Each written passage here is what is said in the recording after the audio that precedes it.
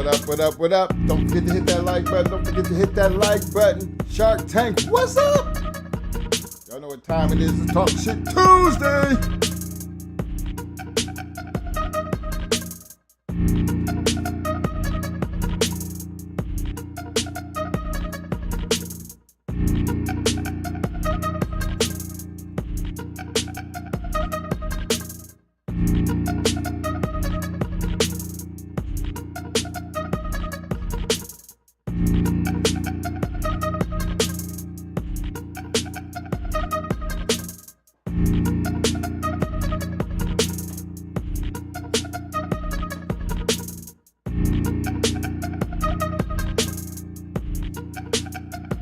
Y'all don't forget to participate in that poll.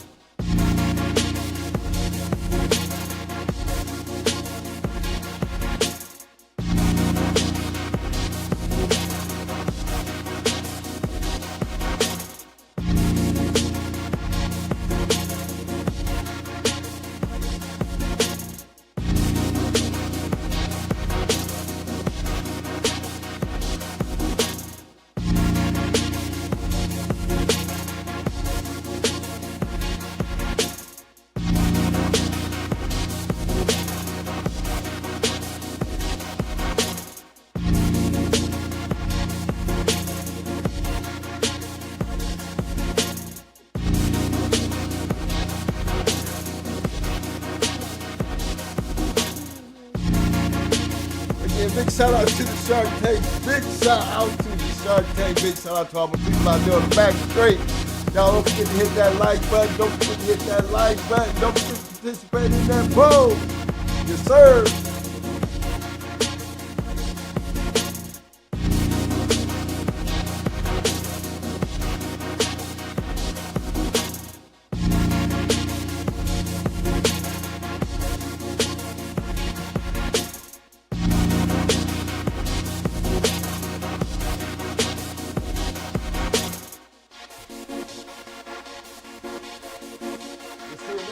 Quick shout outs right quick before we get started here.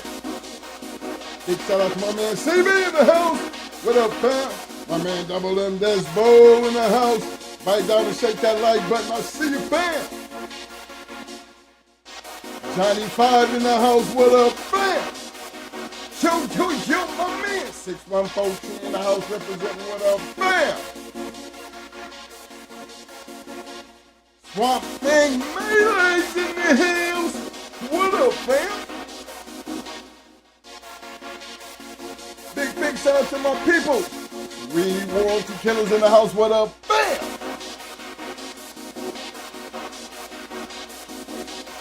Yo, my man. Deep Red Boy Rascal in the house.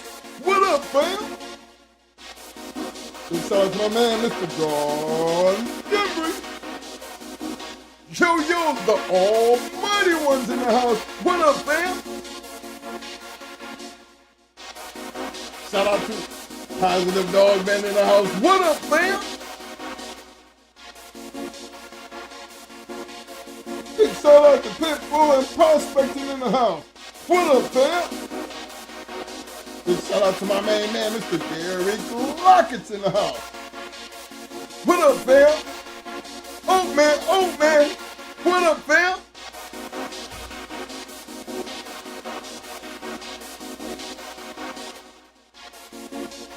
Shout out to RBG Lone Wolf in the house. What up, fam? Yo, representing the D-Town, my man, Mr. Chico Nicholas in the house. What up, fam?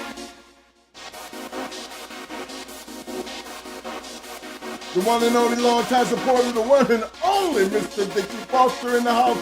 What up, fam? Yo, my man, Yellow One in the house. What up, Yellow?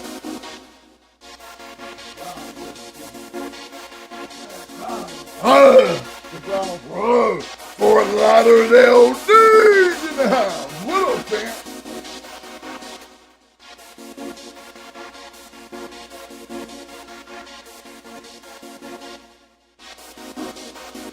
Big shout out to Talk of the City Kennels in the house. What up, fam?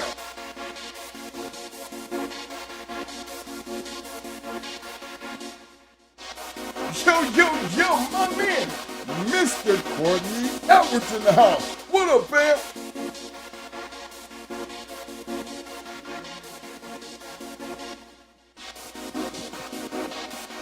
Hey, y'all, don't forget to take that poll.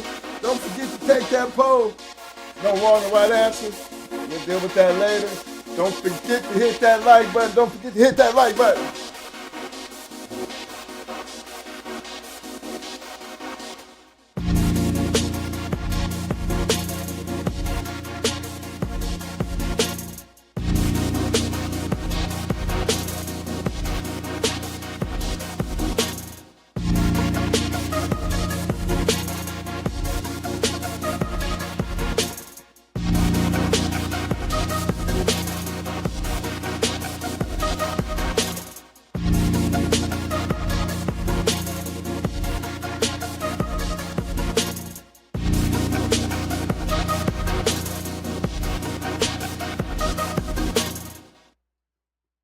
What up? What up? What's up? What up, everybody? What up, everybody?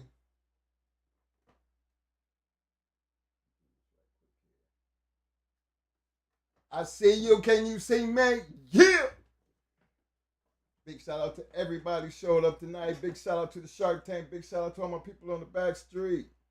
Y'all know what time it is. It's Talk Shit Tuesday. want to give a big shout out. As y'all know, I got my hoodie on. I think it's 54 degrees here in Florida. Man, you know, we had to break out the hoodie today. You know, that's, man.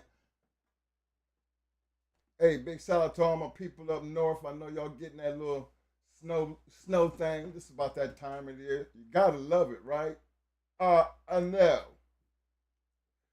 Make sure them dogs got what they need to get through it because it's gonna be like that a couple of days from what I understand. They talking about cold down here for the next 10 days. I'm trying to wonder if I need to break out the leather coat. Get too much colder than this. I'm breaking out the leather with the big Bugatti with the big hoodie on it. Hey man, look. We're gonna be talking about some breedings. You know, to me, breeding is a very important part of the American Pit Bull Terrier history. We find it very, very significant to talk about it because there's a whole lot of different variables to this thing. You know, everybody's got a certain way of doing it. But I'm gonna just go over some of the things that's gonna be pertaining to this poll right quick. You know what I'm saying? Because from my standpoint, now this is one of them questions that I would think, you know how you ask a question just to get a temperature check on where everybody's head be at. You know what I mean? And one of the reasons I picked that question because sometimes that question can be misinterpreted. But it's only misinterpreted by the person who's actually answering the question. Now, for me, I would have thought I would have got 100% on that question right there. I was really hoping to see at one point in time that we could ask a question and, you know, and hopefully we could get it, you know, that 100% because this one here, it really wasn't a trick question. These pit bulls, through breeding programs, have changed significantly over the years. It's a proven fact. Don't take my word for it. Just go back and do your history. Because they were making, that was the beginning. Like everything else in the very beginning, it's fresh, it's new, and things change. Just like everything else in life has changed. You know, we walk around with cell phones. We got color TVs. I mean, it's just so many things that have changed over the years. Breeding has changed over the years. And it will continuously change. That's not a trick question, really. A breeding program can and will always influence the future. I'm going to go over this, and y'all just stop me when I'm wrong. Because this is basically the basics for me as well I consider as far as breeding programs. Can the American Pit Bull Terrier breeding of the past help breedings of the future? Yes. The breeding history of the American Pit Bull Terrier can significantly influence the future breeding decisions. Here's how. I got a little pointers here. Identifying desirable traits. By studying the pedigree of successful and well-adjusted American Pit Bull Terriers from the past, breeders can identify lines that consistently produce dogs with desirable traits like temperament, which covers calmness, stability, trainability, prey drive, and a lack of aggression towards humans. Health. Freedom from common genetic health issues like hip dysplasia, heart problems, and eye disease. Conformation. Physical characteristics that align with the breed standard if applicable. Avoiding undesirable traits. Conversely, breeders can learn from the past by identifying lines that have historically produced dogs with undesirable traits like aggression, unpredictable or excessive aggression towards people or other animals. Health problem, high insistence of genetic disorders, behavior issues, anxiety, fear based aggression, or other serious behavioral problems. Outcrossing and line breeding. Understanding the past breeding history can guide decisions on outcrossing, introducing unrelated bloodlines to increase your genetic diversity and reduce the risk of inherited disorders. Line breeding, breeding closely related dogs to concentrate desirable traits, but done carefully to avoid the negative consequences of inbreeding. Important consideration. Ethical breeding. Responsible breeders prioritize the health and well-being of the dogs above all else. This includes genetic testing, screening for known genetic diseases, temperament testing, evaluating the temperament of potential breeding dogs, socializations and training, providing proper socialization and training to ensure well-adjusted dogs. Changing breed standards. Breed standards can evolve over time. Breeders need to be aware of any changes and adjust their breeding program accordingly. Individual variations. It's critical to remember that individual dogs can vary significantly, even within the same line. Careful evaluation of each individual is essential. By carefully studying the past and making informed decisions, breeders can strive to produce healthy, well-adjusted American Pit Bull Terriers that are a credit to the breed.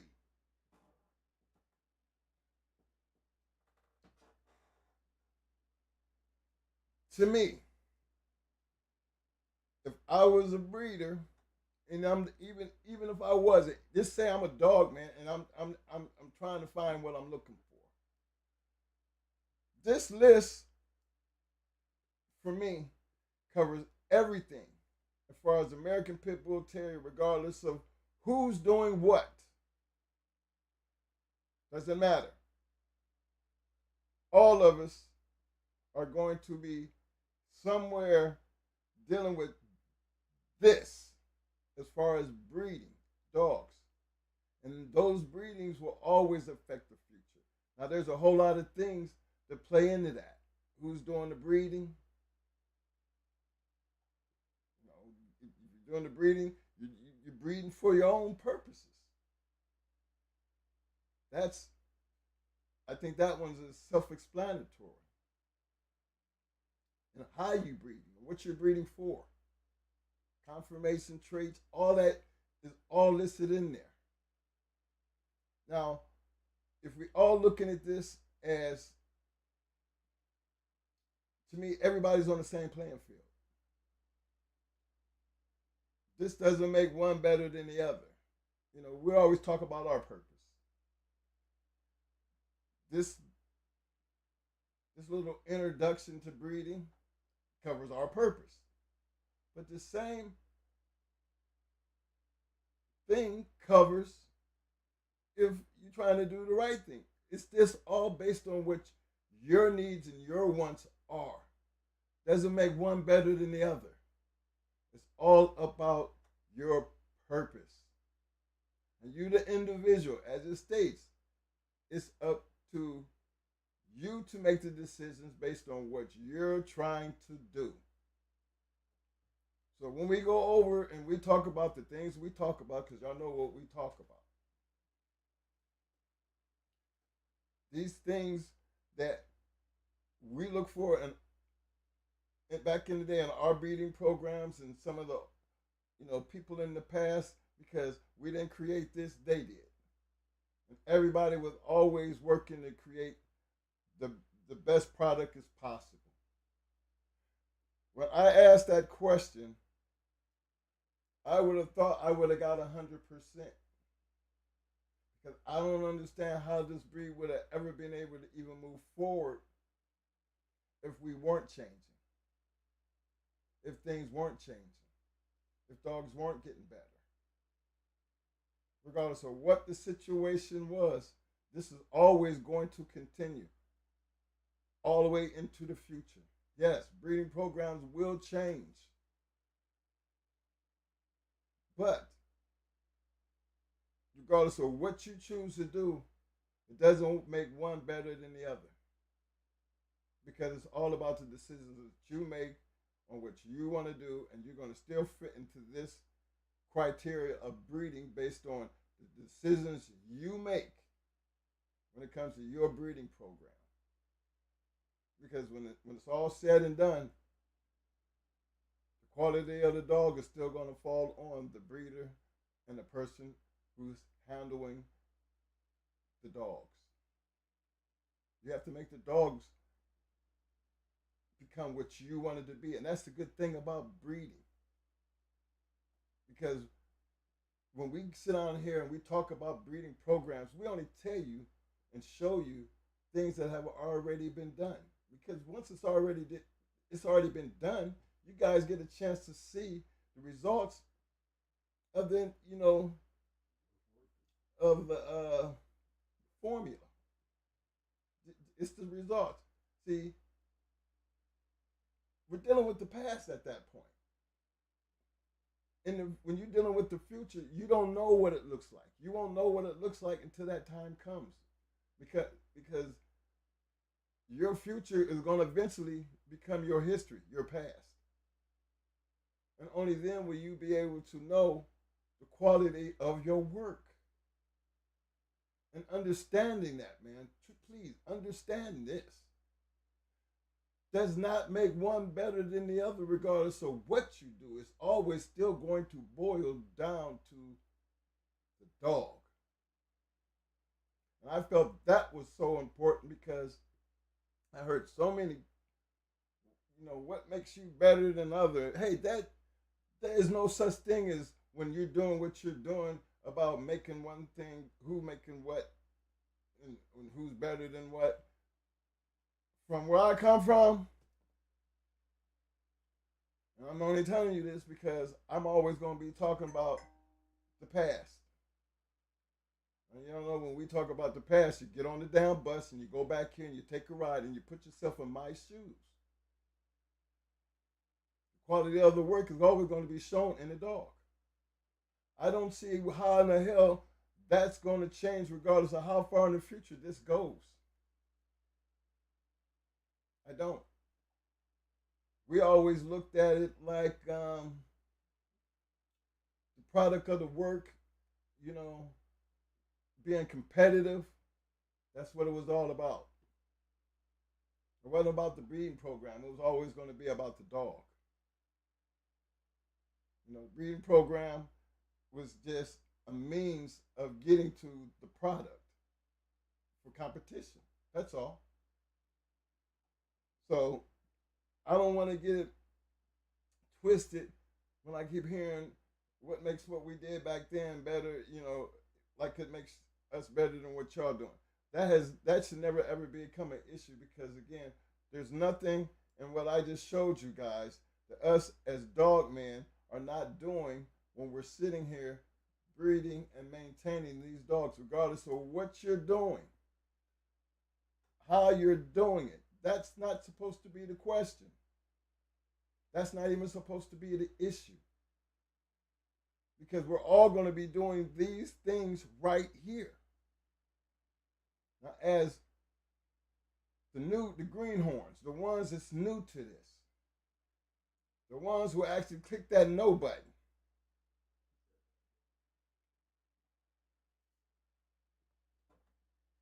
Get back to this. The ones who click that no button. Is there anything in here, if you are dealing with dogs, and this is what the history thing is for. This is what getting in and being able to understand the significance and the influence of the breeding program, the dog. Somewhere, somehow, we're all going to find ourselves doing these things. And to me, the most important thing that I took out of this was changing the breed standards. That little line right there. That little line right there. That little line right there means a lot because it states something that's clear. Breed standards can evolve over time. Breeders need to be aware of any changes and adjust their breeding programs accordingly. But you notice that thing right there? Evolve over time. It did not say evolve overnight. It does not say that. It says over time. And when you deal with these dogs long enough, you're going to understand that time is so important because you're going to have productive time or you're going to be wasting a bunch of time. So understanding what you're doing, whether you're training. Remember this section right here with the training, with the socializing, behavioral problems, serious behavioral problems. All these things that come with these dogs, it's always still going to be boiled down to what you're looking for and what you have to make work based on your breeding program. But we all, regardless of what we're doing, have to deal with this. Doing confirmation. If you're breeding for confirmation, that's okay. You're going to find a bloodline that's going to give you what you want. You're going to try to put two bloodlines together to make the ultimate dog with the baddest confirmation. You want to look good, you're going to put in your homework because we're going to be doing this. So when I see the nose, I'm trying to understand, or I could possibly help you understand, there are no no's in this situation. Because if you're doing the right thing, when it comes to what you want, not every dog is going to be alike. And they have always, as far as I know and as far as much as I've learned based on history and my own experience, it does change. Some for the worse, some for the better. But the fact is, we all are going to run into this basic principle of breeding. So we're not divided in no shape or form when it comes to understanding the purpose. Because the purpose lies with the individual and the amount of work and understanding that you have based on what you want to get what you want based on what I call breeding standards. And that's what we're going to be talking about tonight. I mean, I don't feel bad that we didn't get 100%, but then that's what we do over here. We try to make sure we got a better, do all we can to adjust and address things that we feel is going to help you become better at what you're doing. Because every dog, man, that I've ever known, that I've ever read about, they were always looking to do better. And that's what this is all about. With you guys moving into the future, regardless of what you're doing, you're going to be falling within this criteria of understanding. There's nothing on that in this that you're not going to find yourself having to deal with. Nothing. And these bulldogs got more problems than you could possibly imagine. More problems than you could possibly imagine. Skin problems, certain breeds, all kind of craziness. But you don't understand that just through through conversation. You're going to completely understand where I'm coming from through experience. And experience over time makes you better at becoming a breeder. So I'm hopefully, before Mo gets started here, you understand where I'm coming from. Because this is so important when we talk about our formula, the things that we done. There's no reason, in no shape, form, or fashion, to think, for me to think that we better than anybody. I've sit here and I've heard Mo say, and I still say it to this day, we are in no comparison to the people that we learn from. And some of them people are no comparison to the people that was before them because they had the hard task. Kobe, Leitner, Heinzel. I mean, my list can go on. I mean, I'm not trying to do. Y'all see where I'm coming from. That's they are the cream of the crop. Because if you keep going back to your pedigrees, you're going to find yourself running into them at some point. All these years later, you're going to go back far enough and you're going to find yourself running into them because they are the originators. So who am I to say we got better dogs? How? How do you know? Competition takes care of that. This is where I'm coming from. Competition always takes care of who's better. Consistency takes care of who's better. The thing that we always felt like we had in our favor, history. History. Was Maurice Carver better than Floyd Boudreaux? Some people might say yeah, some people might say no. But those are people's opinions. But then the good thing about it is you can look into their line of work. They were still great dog men.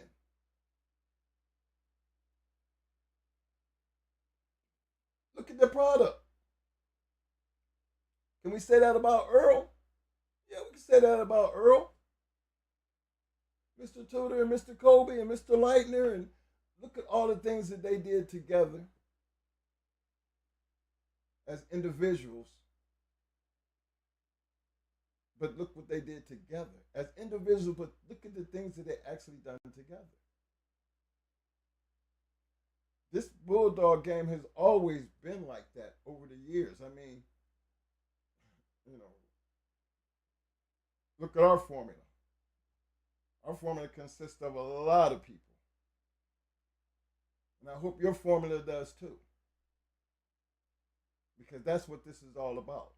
It's not about nothing about who makes who better. The dogs take care of that.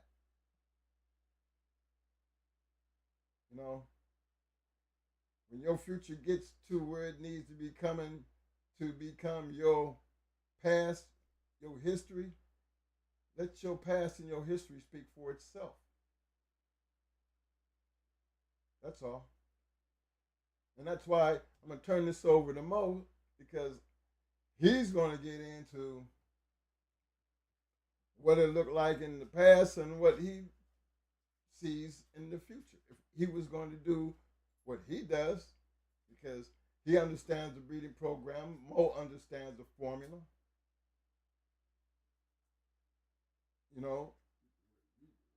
The way we do it, the way we learned, the way he learned, and what worked for him. And it's always going to be, for us to talk about it in the now, it's always going to be based on the dog.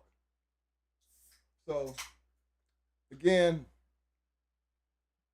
that's not a trick question, but maybe not everybody gonna feel the way I feel about it, because it's evident we didn't get 100% on today's poll. But I'm gonna be looking at the chat, and I would love for somebody who feel like it doesn't change. I'd like to know your stance on that. But based on what I was trying to get you guys to see, There is no better than anything when it comes to that part right there. Because it's going to be always the same shit regardless of who's doing what and what you're doing. The quality of whatever you're doing, it's always going to come down to your end product. It's on you, Mo. Again, thanks for everybody for showing up tonight.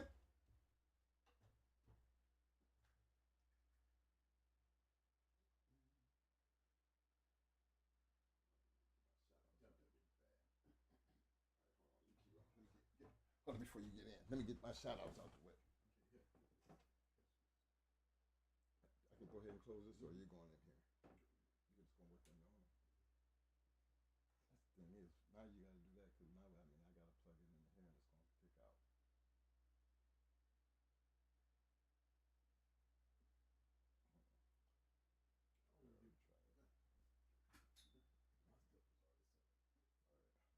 Move this stuff out the way then. Hey, while you doing that, let me get these shout outs out the way right quick. Where'd I leave off at? Dickie. Big shout out to my man, Mr. William McNeil in the house. What up, fam? Big Witch. Big Witch. I see you, fam. Big shout out to my man, Mr. Vernon Starr. What up, fam?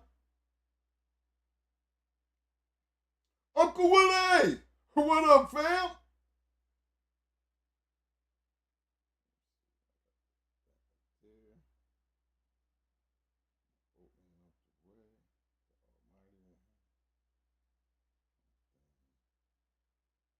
Again, welcome to the Shark Tank CB. First one in the house, fam. Appreciate you showing up, fam.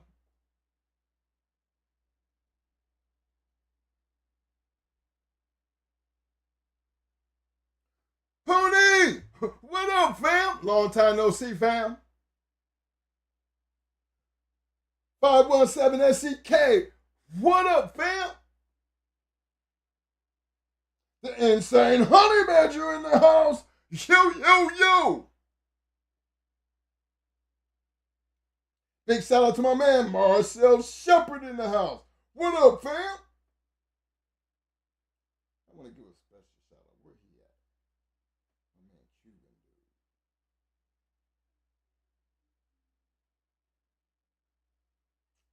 Where you go?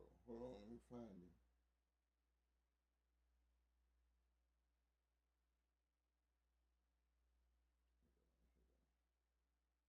Big shout out to my homie, Mr. Jermaine Hunter in the house. What up, fam? Big shout out to Albus Angus Kennels in the house. What up, fam? Yo, yo, yo, my man Frederick Hasbad. What up, fam? Pitwise Kennel. What up, fam? Big shout out to the dog father in the house. What up, fam?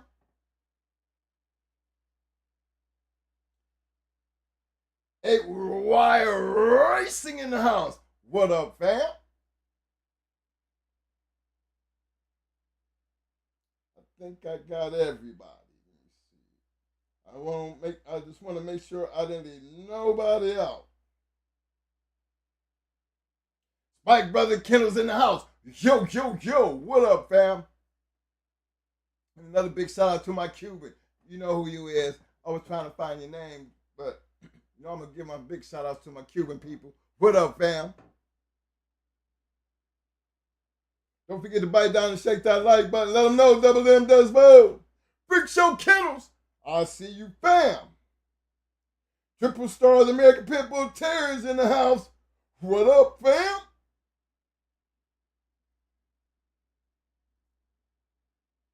Big shout out to Pitwise Kennels in the house. What up, fam?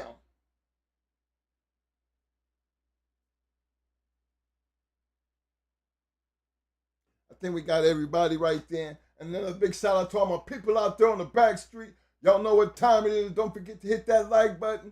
And don't forget to participate in that poll. Even though I know I kind of blew it and everything. But look, that don't matter. What I say shouldn't matter. Y'all keep taking the poll based on what your opinion is. You know what I mean?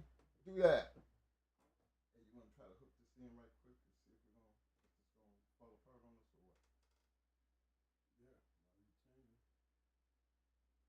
unplug it and put it in here? I mean, I can unplug mine, and you can plug right in where I am. I can move this one. Yeah, that's all I do anyway. Just, you gotta move it. Just close it. Okay. That. Give me yours. Don't hit that. No, I don't like going that way. Go this way. Just hand this to me.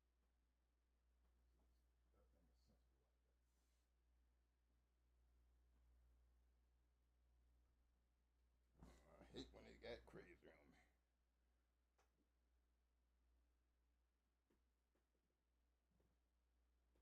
Where is your thing? Hold on, fellas, while we get Mo set up here.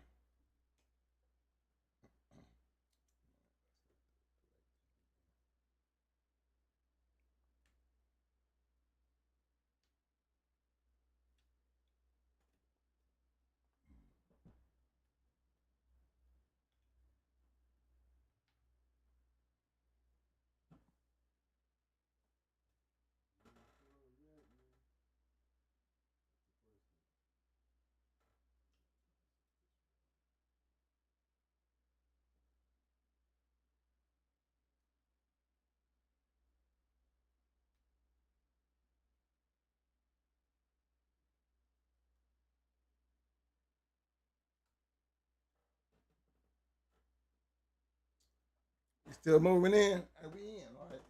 They got that done. All right, Mo, it's on you, bro.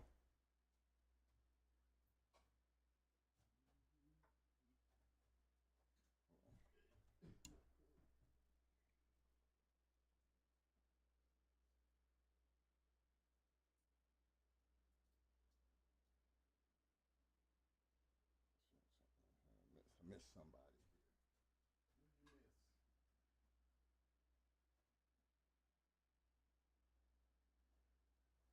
Big shout out to Big J, the Don in the house. What up, fam?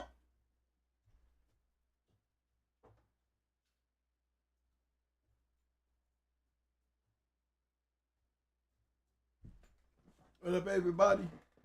Hey, Mo. What's up, baby? What's up, y'all? What's up, Before we get started, man, Big J, the Don in the house, he asked a question before we get started. He said, what you think about catchweight dogs? Big dogs. I hate to be one trying to handle one, but they're good dogs. I mean, catchweight dogs is just like any little dog. When it comes to the battle, they had a lot of catchweight. Look, Mayday went in 60 pounds, and Cody was 70 pounds.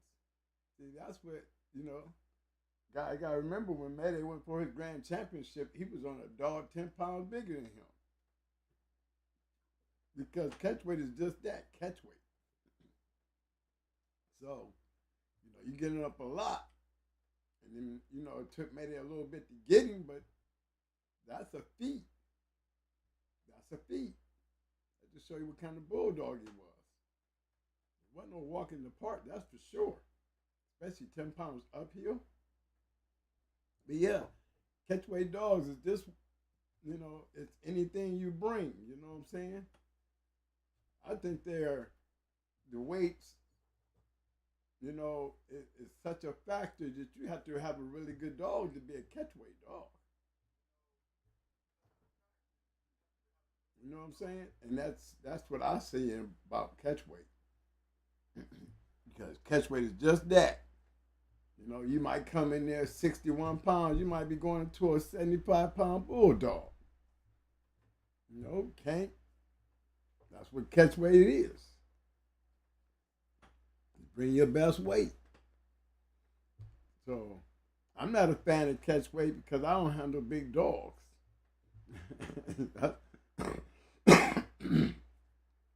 Can't take nothing away from the dog because for me to take something away from the dog, that's like taking away from Mayday. And Mayday was definitely in a weight class of catchweight. That's what it was. And this is all who got it. If you're talking about bulldogs going down, you know, there was some good catchweight. There was some big dogs out there that was very good. Very good. It's especially if you're getting in the box. You know, you got to say a lot because when you in the box and you at catchweight, you know, there is no limit. So to be able to win in that catchweight game, you have to be a bulldog. And you know, the process still is no different than the 33, 30 pounder, 28, 29s. You want to know the truth.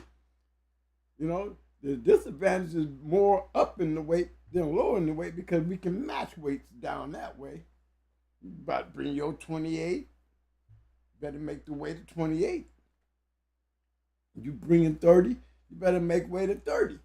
Catch weight, you bring 60, that's the minimum. You know, 60 is the catch weight. I mean, it's no top to catch weight. Catch weight is just that, catch weight.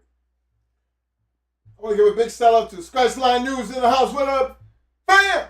Big shout out to Show Enough. I see you, fam. So I hope I answered that question because definitely a good question.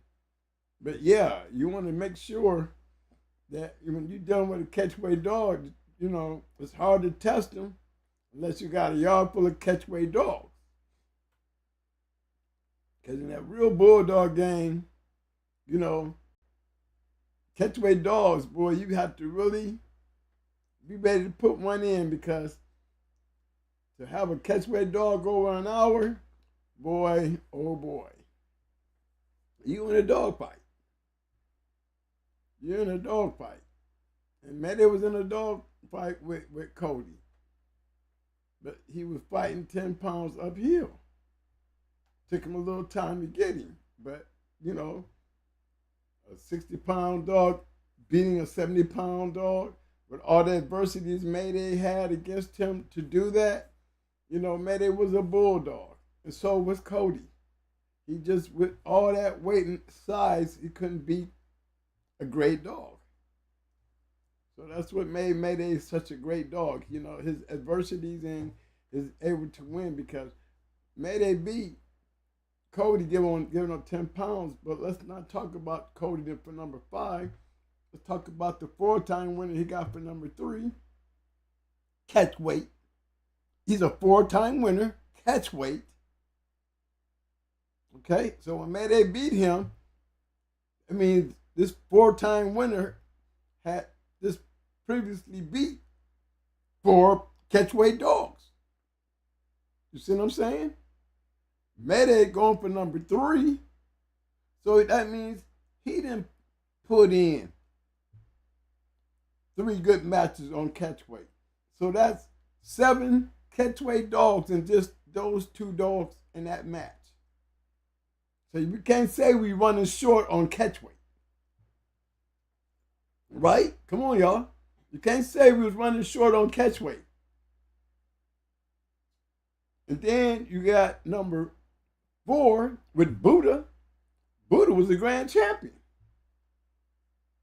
So that means Buddha got 5 under his belt before he got to Mayday. Okay? See how that number keeps going up? So when people be this old thing about, you know, Catchweight was sorry. Next time they say that, ask who's saying it.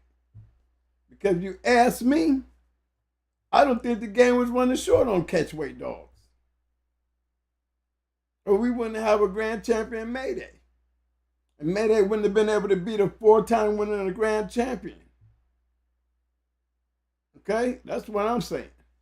So I don't see where the game was ever being short on catchweight. I don't think the game has never been short on them due to the fact that if you got a catchweight dog, there's somebody out there in the country, if you're matching dogs, going to have one for you.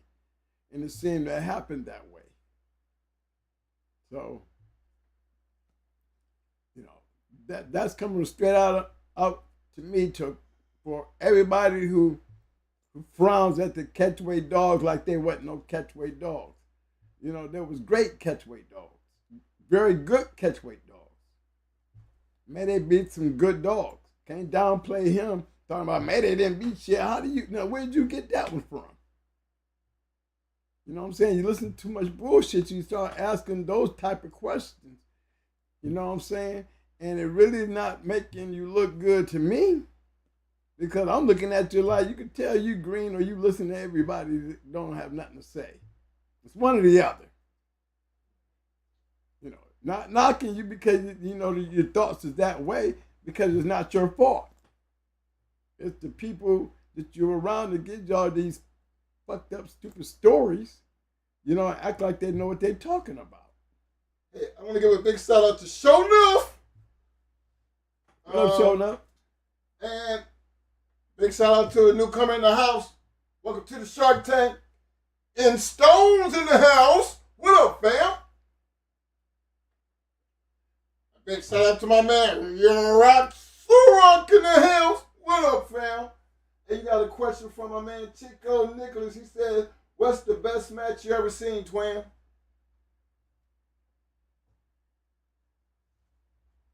Best one I ever seen would be Radar Martel. Radar Martel, the Abrahams. Yeah, up in Detroit. That was a great fight. That was a great fight. And then I would have to honestly say, to me, I look at that fight and say the best match I ever been in that I really felt like I was the Abrahams that night was Psycho. Because I went 3 hours and 17 minutes. And it really made me feel like I know what it felt like, because what I saw in the Radar Martel match, I got a chance to experience it. I got a chance to experience what it looked like and felt like to be in a great match. You know, I had a chance to see it. But to be a part of such a type of match where you had two great dogs. You know, I saw two great dogs that night. Them two dogs could have been grand champions before they met. They should have been grand champions before they met. Probably would have made history in the conversation. But I would have to literally say, and I agree with McNasty, because McNasty, in one of his interviews out there before he died, rest in peace, they asked him what was his greatest match he ever seen with all the great dogs that he had. And he had some great dogs. And we've been around, we've seen some great matches. But he said the Radar Martel match, the Abraham match, the Radar, he had Radar. Radar came out on top. But it was one of the best matches, you know, and I think the dog was like, the dog he was going into was like a slide, you know, he's from the slide line. Now out there, Pepper, the same dog that Queen of Heart beat, you know, it was like the slide line of dogs up in that Saginaw, Michigan area, and these dogs were good, because Pepper was one of them slide dogs. But it was a match. It was like I said, it wasn't Jeep and Homer, where everybody's snoring and, you know, people going out having lunch and coming back, you know. No, these dogs was putting it in. Know they gonna die. You know these dogs gonna die. Because they never slowed down, and the fighting was, you know, it was fast paced, it was vicious, there were great moves being thrown. I mean, just an all out war. Yes, I would definitely say Martel and Radar. And Radar had the perfect name. That's what made it so great to see Radar win. Because Radar, he had the perfect name. He was focused. Don't give a damn.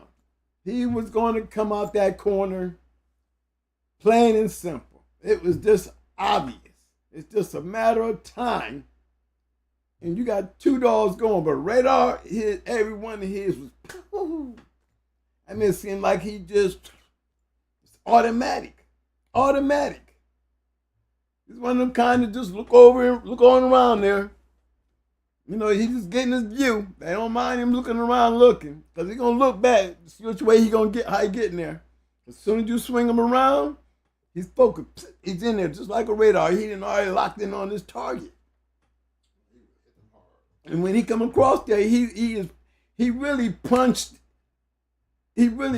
Martell out the match. Because radar scratches still delivered that punch. Just kept punching him.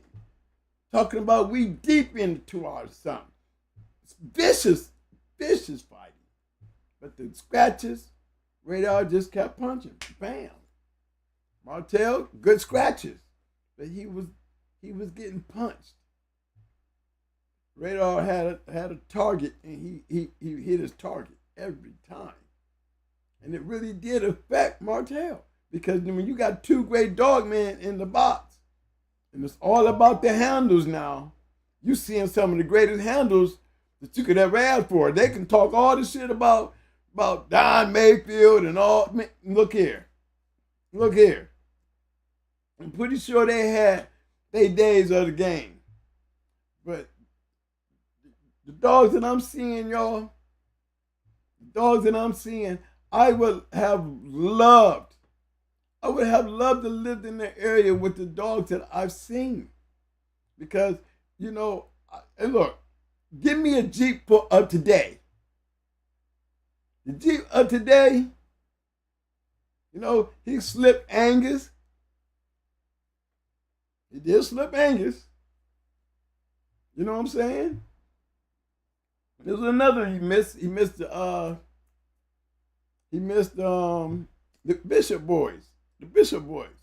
They had one for him. But Angus was one of them that he missed. One of them ones where you get them, you get them great ones together. Now, Homer, the reason I say Homer is because when you become a replacement piece and things really don't work out right for you, but you still, dogmen do that, but you got to, when it comes for me being a historian,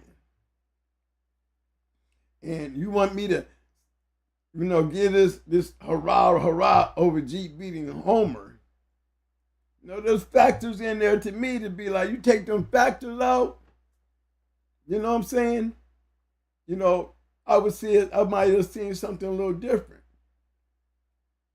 Then I also say, if I had seen Jeep on Angus, well, based on what he did with Homer, and Homer was a good dog, but Homer was not Angus. Homer was not Angus. So that's how I look at matches like this. But when you look at a match like Radar and the Martell match, I can tell you, I can take them dogs and bring them right here into the now. You know what I'm saying? And they're not Jeep and Homer. So while we talk about Jeep and Homer, you bring me Jeep and Homer coming in here with that bullshit and we kill them both. That's what I believe. I would have loved to go in the Jeep with the dogs that I was running. Because Jeep showed you he had ability, he had distance, and he was game. So killing him ain't gonna be the problem. Cause I ain't trying to, you know what I'm saying? I'm gonna break him up. Because how good he is, he's gonna get broke up. Because you're dealing with a game dog. You know what I'm saying? You're dealing with a game dog. Now, if him and Homer could get together and tangle up and really give up about a good hour of good fighting, only about an hour of good fighting, and then the rest is like, somebody gonna wake up sooner or later. Oh, okay, we got a little action. You know what I'm saying? That's a total difference. Not taking nothing away from either one of them, but that's what happened. Now you're giving them 2 same dogs, and you put them in a situation where like Radar and Martell, and it wouldn't went the time that it went, because Radar and Martell would have probably beat both of them, because they have pace. There was no laying around. There was no 30, 40-minute break of no action. None of that. These dogs, just like the match that I was in, these dogs gave it their all. and it was not a slow down period, was not a turn, wasn't a call late into these matches. I'm talking about late. When they started handling, Martel and Red Arnold started handling, it was some of the greatest handles because we're talking about battered, bit up, broke up, all out war. For them guys to be saving their animals, you have everybody had an up, everybody had a down moment. The match kept switching. It just kept switching. I mean, all out, it kept switching. As soon as one take a break, the other trying to finish him off. You can't finish him off, he take a break, then he come back, go try to finish him off. But the whole time, the handlers, they thinking like real dog, man. I mean, the things that they were trying to get and the advantages that they had at the time that when they was on top. Getting the scratches out the way, knowing when to leave them there a little longer. You know what I'm saying? Don't be too quick to take him out of there. You know what I'm saying? It was like two mad scientists going into each other with the product that they were bringing to the box. And that's what made it just a great match. The Abrahams are all that, like I said, they are all that.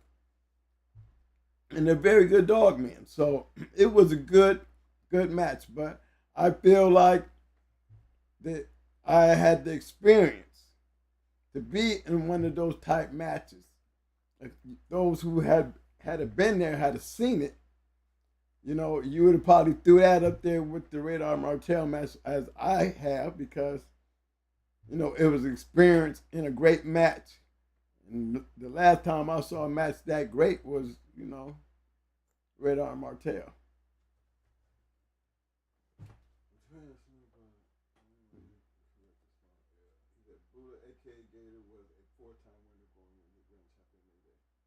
He said he was a 4-time winner. Buddha? Buddha was a 4-time winner. Okay, they had him as a 5-time winner. Going there. That's a good one, man. Good one. So he knocked out 2 4-time winners, right, Boo? That's what he's saying, right? Yeah. Okay. Correction. Appreciate that for them. Big shout out to Pit Dog in the house. Simplified. Happy New Year, fam. Hey, what up there, Pit Dog?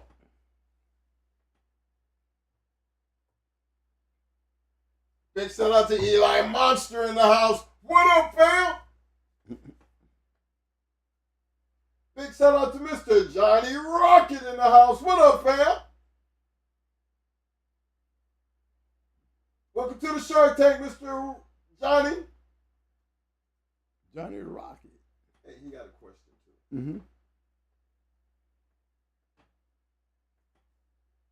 Johnny Rocket said, Twin, what's a good pre-workout drink to give before working your dog? You never get that. Or before working your dog. Oh, Lord. This Stress Dex, water and honey, in a creatine mixed in water, not with a lot of water, but yeah, that's what I give them before I put them to work. I give them a little water with some honey and some Stress Dex. You never gave that up. It's the first time you ever gave that up. 225. But then I want him to explain to me why you think everybody explain. I want somebody to break that down and say, well, why would I do that? See if everybody know why I do that. And what am I talking about? Look at the ingredients that I'm giving them. I don't give him all the power drinks and all that stuff. No. That's just before he get ready. You know how they squirt something in your mouth before while you're putting your mouthpiece in? Well, that's basically what it is. I mean, I would do that even walking before the scale. I always left with enough dry out that I had, just to, that I know I'm going to be giving this dog this right here before I go to the scale. Because I do it so much in my workouts, you know what I'm saying, that I know what my dog is picking up, so I know exactly how much to give him, so my dog can make weight when I get on the scale. Remember, if you're doing it all the time, then you know why I'm able to still give my dog that little drink before the match or before he weighs in. So if somebody was to say, give your dog shit after you get off the scale, then I don't have to worry about it. I'm gonna give it to him before I get on the scale because I've done it to hold down keep, basically. So I know where I need to be at when I do that. Because remember, I always weigh them before I work them. Why? Because I want to know how much they lost after I'm done. Phone them said, that's no problem. The thing was, at the show, the V was screaming Grand Champion Buddha. Yeah. During the show. Right. That's why you thought he was a grand champion. I thought he was a grand, yeah.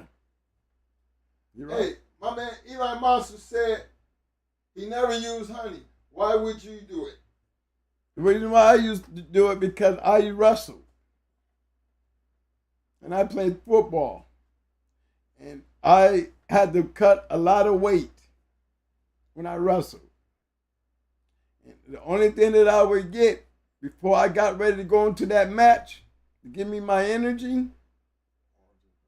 was an orange and honey. I used to dry out, have to sit in the steam room. I used to cut a lot of weight to make 98. And that was one of those things that gave me some of my energy back, to help me, hydrate my body. And like I said, with the dog, I gave it a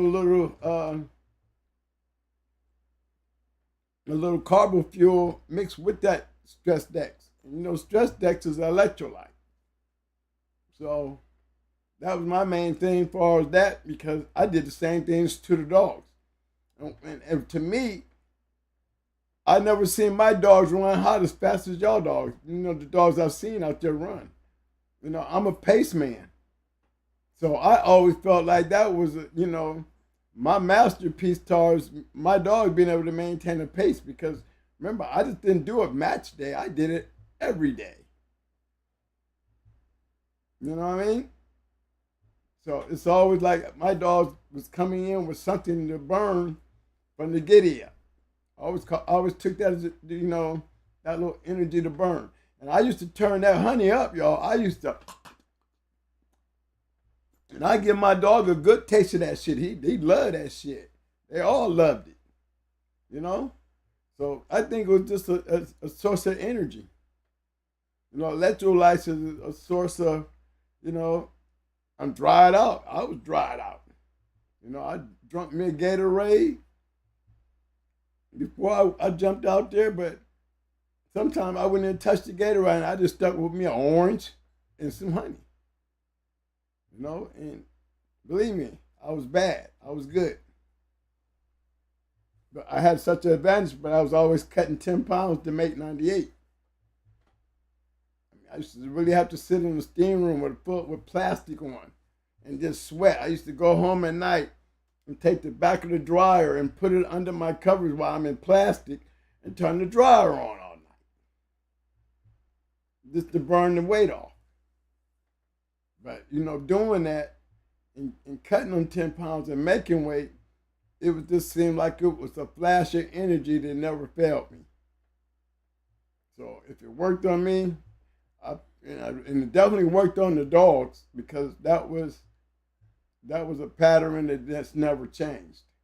If you're doing it as much as I was doing it during the keep, I knew just how much to give them before I got on the scale, and I never weighed out. And if I was ever worried about weighing under, one thing for sure, I seen it enough during the keep that I would make any adjustments that was necessary. But putting the dogs on the scale a lot was a major part of why I do things. I want to give a big shout out to my man, Mr. Michael Schrader in the house. What up, fam? Did I get that? Did I get that for you, baby? You see where I'm coming from?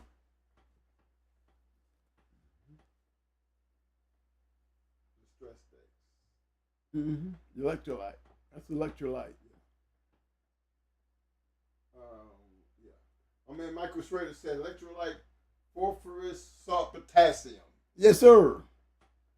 It's a Gatorade. I think that's what I always looked at it like. My little Gatorade with a little water, a little good thing, a little honey. Make them really lick it up clean too, because that honey, it liked that taste of that sweet honey, I guess, because they used to really get down there and lick that shit up. My man Johnny Walker said, appreciate that, twin. You know it. Look, you know, I always say if it ain't broke, don't mess with it. This is a message from my man, Mr. Burning Star. I'm gonna pin it up here so y'all can see. One thing I want to say before we get into this, guys. One thing that I definitely want to say: when you are buying these different drinks, you know, the powders and you know all that stuff to mix with your keeps and shit, just make sure that you do not have anything that has to do with cocoa or chocolate. When you buy them powders, muscle milk, all those, don't make sure that you don't have no trace of cocoa or any type of chocolate in those drinks. Because that's like giving your dog poison. Okay? Chocolate, cocoa, all that is not good for a dog. You know? Just always know that. Can't say nothing about the vanilla, but I can definitely tell you that the chocolate is, you can really harm your dog if you make that mistake and try to condition your dog with that type of, with chocolate and stuff, you know, going into his system. He's gonna get sick on you. You won't even know what's going on. So always avoid chocolates. Any type of chocolate, anything that's got any type of cocoa or anything like that, try to, no, it's not no try. Don't use it. My man, Mr. Burning Star said curing builds muscles, but a lot of water needs to be drank in order to flush the kidney out. If a dog or a person didn't drink enough water while taking Curatine, your kidneys could be affected. That is true, because you should use Curatine. I use creatine too. Yes, sir. That's one of the things that I use. Yep. He's right. Again, it's a good thing to use as a pre-workout drink. Try it. You know, because that's exactly the 3 things that I used. Yes, I did. And gave them just enough water and that honey to get where these dogs weren't, you know, it was enough to make sure they wasn't going to be no cramped up dogs. And it was dissolvable. So I would say it was a good amount of water, but it wasn't no half a bowl or a half a pan or anything like that. But it was enough that I knew that my dog had that energy in him to give me the start off that I needed. Believe me, in that drinking itself, what I started out with, it's always the key piece, even when it comes down to us. Can I say this stuff is what made our dogs get out there and blow through shit? I could be right. I don't know. It could be a combination of those things. All I can tell you that we have very explosive dogs when we come out out that box. When we come out hard and fast, and we do a lot of pressing. Now, a lot of guys couldn't keep up with that. A lot of dogs just couldn't keep up with it. And you can see them sinking around that 15-minute mark. You see that dog sinking. If he's worked just as hard as I have to keep up, then it's starting to look easy to us because he's blowing hot or he's starting to get tired. Maybe he was not because of the fact that he wasn't in a good keep. It's the fact that he was being pushed at a pace that he was trying to stay ahead, or even that he was losing energy. where I was perfectly fine where I was at. And I think, if that's what added that little extra to us, because we definitely seen it enough to make it part of one of our game plans into, in the way we approach a match. I'm coming in fast, and I have good dogs because, we've already been to the test. We know what we have. And, we come in there wrecking. Everybody, they have just as good a chance as we do. But one thing I definitely learned, the pace with ability really can get you into a advantage. And everything has to be right. Everything has to work. If I can't see it in the keep, then why should I be expecting it in the match? See, that was my thing. I'm going to always see it before I get there. I'm confident when I get there because I've already seen what I've seen. You know what I'm saying? I've seen it during the keep.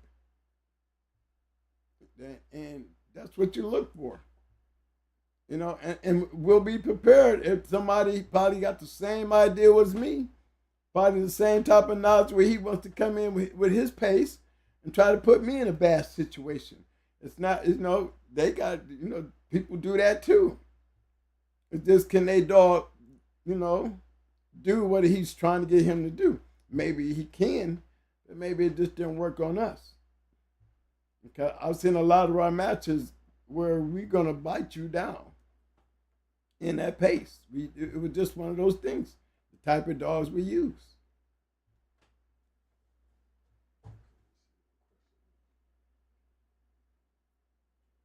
Michael Schrader said, Curatine reduces lactic acid as well as keep the gym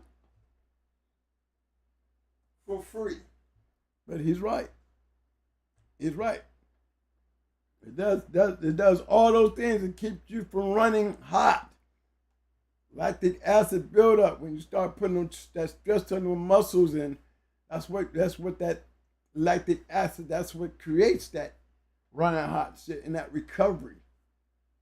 So during the whole keep, that's one of those things that we work on. The first 30 minutes is something from day one that we start off at, we're pushing. Dog be slobbering white, slobber everywhere. But guess what? We're going to do it day 2, day 3, day 4, day 5, day 6, through the whole damn keep. Every day he gets up there, the first thing he's going to do, he's going to give me them 30 minutes. And he's going to give me them 30 minutes at a serious pace. If I'm on roids and I'm doing all the right things and he's getting all the right stuff, it should be getting better. We have staying power. That's what I came in doing. So that means everything after those first 30 minutes become normal. But them first 30, we push. And as we push, we increase that. We push that 30 up to 45 minutes. Push. But now we're seeing where we can control it. But we're going to get to 30. That's the start. That's hands down. We're going to try to do a whole 10 miles in an hour, less than an hour and a half. That's the goal. And for anybody who can get on an electric mill and try that with your dog, just don't make the mistake trying to do it and kill your dog. Because it's not an easy task. You can't get out on the road and get that kind of work in unless you got an electric bike and a good dog to run with you. Because it takes a lot to knock off 10 miles in an hour and a half when you're taking a dog with you. Look what you're asking the dog to do. And I always figure when is the best time to do the most work in the beginning.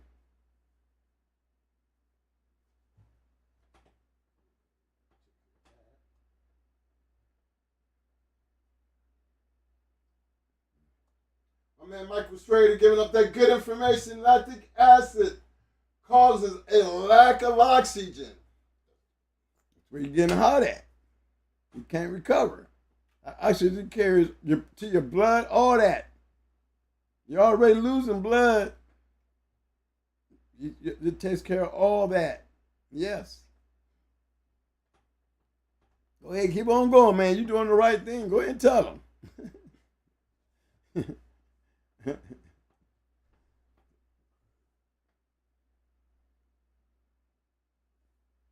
Keep them coming, fellas. Big shout out to my man, Arrowhead Kennels in the house. What up, fam? One thing I noticed about, look, I'm not the only one that used to do that. Okay? If you ever had the opportunity to see a dog like Pandy go, you can tell they had Pandy on the pace. Yeah, you can tell they had Pandy on the pace. You can tell the Abrahams had Queen on the pace. You know what I'm saying? You can tell the Joy was on the pace. You know, I even look at Kennels like Hardcore. I look at Stone City, Deep South.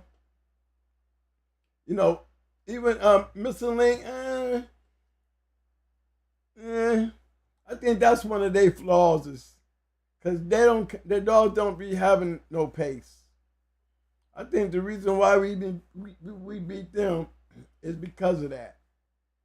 You know, they had a good dog, but he fell short on his pace and he could never recover because the pressure was being put on him and they never gave him a chance to recover. But other than that, he was a good dog. He just didn't have no pace. I think that was one time that, you know, that I seen somebody who I thought did not use pace. You know, I've seen other guys like some guys we went into, and he came in with an Eli dog. It's supposed to have been pretty rough. You know, they say he was very, you know, pretty rough right off the back. Well, he sure was. He definitely was.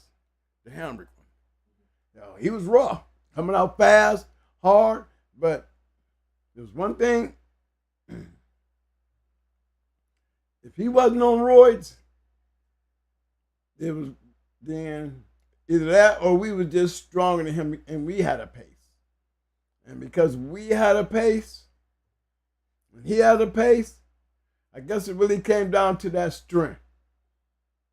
Because that Stone City Mayday, that was just a piece of it. It was that grand champion ace, that factor. Your pace, you didn't have the ability to go with your pace. You were Eli dog. You just coming in busting shoulders, trying to bust up a chest. And, you know, and that did not work on that Stone City Mayday shit. And I would have to say it was Grand Champion Ace because what broke him up was while he was trying to be so rough, we were so strong, and we just pushed him right into his ass. Just pushed right into his ass. It didn't take long. You can tell within the first 10 minutes it was going to be over because it was pace on pace, strength on strength. But our strength carried a lot more punch where we was taking it. You know, he wanted to get where he wanted to get, and we got where we wanted to get, and where we wanted to get was detrimental to him. Yeah, it was Buck Rogers. I mean, it didn't go over 19 minutes. But them dogs came out punching and swinging and hitting like 90 miles an hour. I mean, right off the back, they getting it. But it was just one thing that I think that played the factor. Why he trying to hit shoulders, can't hit a shoulder if it's steady got you jacked up in the air, up in your chest, shooting into your back hand. That's what he was doing. He was hitting him in his chest. Why you want to go shoulder to shoulder? But Roger, he pushing him up in that chest to get him up under there so he can slide into that ass. And when he slid him up into his ass, that fight was over. Both dogs was good match. But it didn't go but 19 minutes. And I would have to say Mayday Stone City, but I think the grand champion H factor was the factor because we still were back in dogs. I want to give a big shout out to Dog Man RT in the house. Welcome to the Shark Tank, fam. I want to give another big shout out to Mr. Gunner in the house. What up, fam? What's up? Any more questions? Okay. So, Mike was talking earlier about breedings and to me, it's like I only have one way to breed. And I have I told you, I got the modern day Earl Tudor running around with me. And I say that and mean that because he has proven that throughout the years. And our breeding program is strictly based on producing killers. Bottom line. This is why we put our good on our good, because we know what we're looking for. We're looking for those special ones that we're not going to have to go long distances with. Can't say that you never will, because I ended up going 3 hours and 17 minutes with a dog that was stopping dogs quick. Psycho went in and beat a 2-time winner that this guy was psyched up on. And this was before we matched him into the Gator dog. And he stopped him in 15 minutes. But this dog was a 2-time winner who was a pretty rough dog. But this is the same dog that I seen stop that 2-time winner, ended up going 3 hours with another dog who was just as quick as him. Again, but at the same time, both dogs was conditioned the same way. So can I say, it was the dog or the keep, or was it the combination of both? Because Psycho wasn't a dog that I bred. Psycho came from a friend who got it from Victor, and it was off of Dolly, and it was really made his half brother. He was a good dog. He had a lot of mouth. He was tough. But I tell you, I saw Dum Dum on this dog. And Dum Dum was from Deep South. He went on to become champion Dum Dum. He's also the little mate sister too. Yeah, his little mate sister was Trina. And I was the one to beat Ajax's 4-time winner daughter going for a grand championship. Actually stopped her. But I saw Dum Dum maybe at 13, 14 months old, roll with Psycho, a puppy. And I knew he was going to be a champion. I knew that dog was going to be a champion at that age, after what I saw him doing with Psycho. The Psycho was that good. But this puppy had Psycho. Puppy had Psycho working. It was just the fact that this puppy had Psycho working. So he's a puppy. I'm betting on that one. And it turned out that this is what I said. He became champion Dum Dum, and his little mate sister, she became a champion. But one of the main things about her is that she beat Ajax's daughter going for her grand championship. So it's like the Mayday payback thing. You know what I mean? I always called it the Mayday payback thing, because they got a chance to give Big Thicket one right in the mouth, showing him that, when you thought Ajax was really better than Mayday on that Noriega tip, well, you lost that reign because Mallory got stopped. She got stopped very quick. She's supposed to be a bad bitch, and it was for a lot of money. So I don't know whether he was crying on the fact that Mallory lost, or the fact that the money that he lost. But Trina wasn't nothing but a one-time winner when he did that. Yep, she was a one-time winner when she beat Mallory. So it's just the breeding in the aspect of what we're looking for. And I think the Grand Champion Ace thing with Red Ace, I honestly believe that, when they start talking about traits, and traits, if there was anything that just, when we say a trait, that is one thing that I can always say that I know that's a fact. I know that's a fact. Because with all the breedings and the things that we was doing, as long as we was doing it related to Red Ace,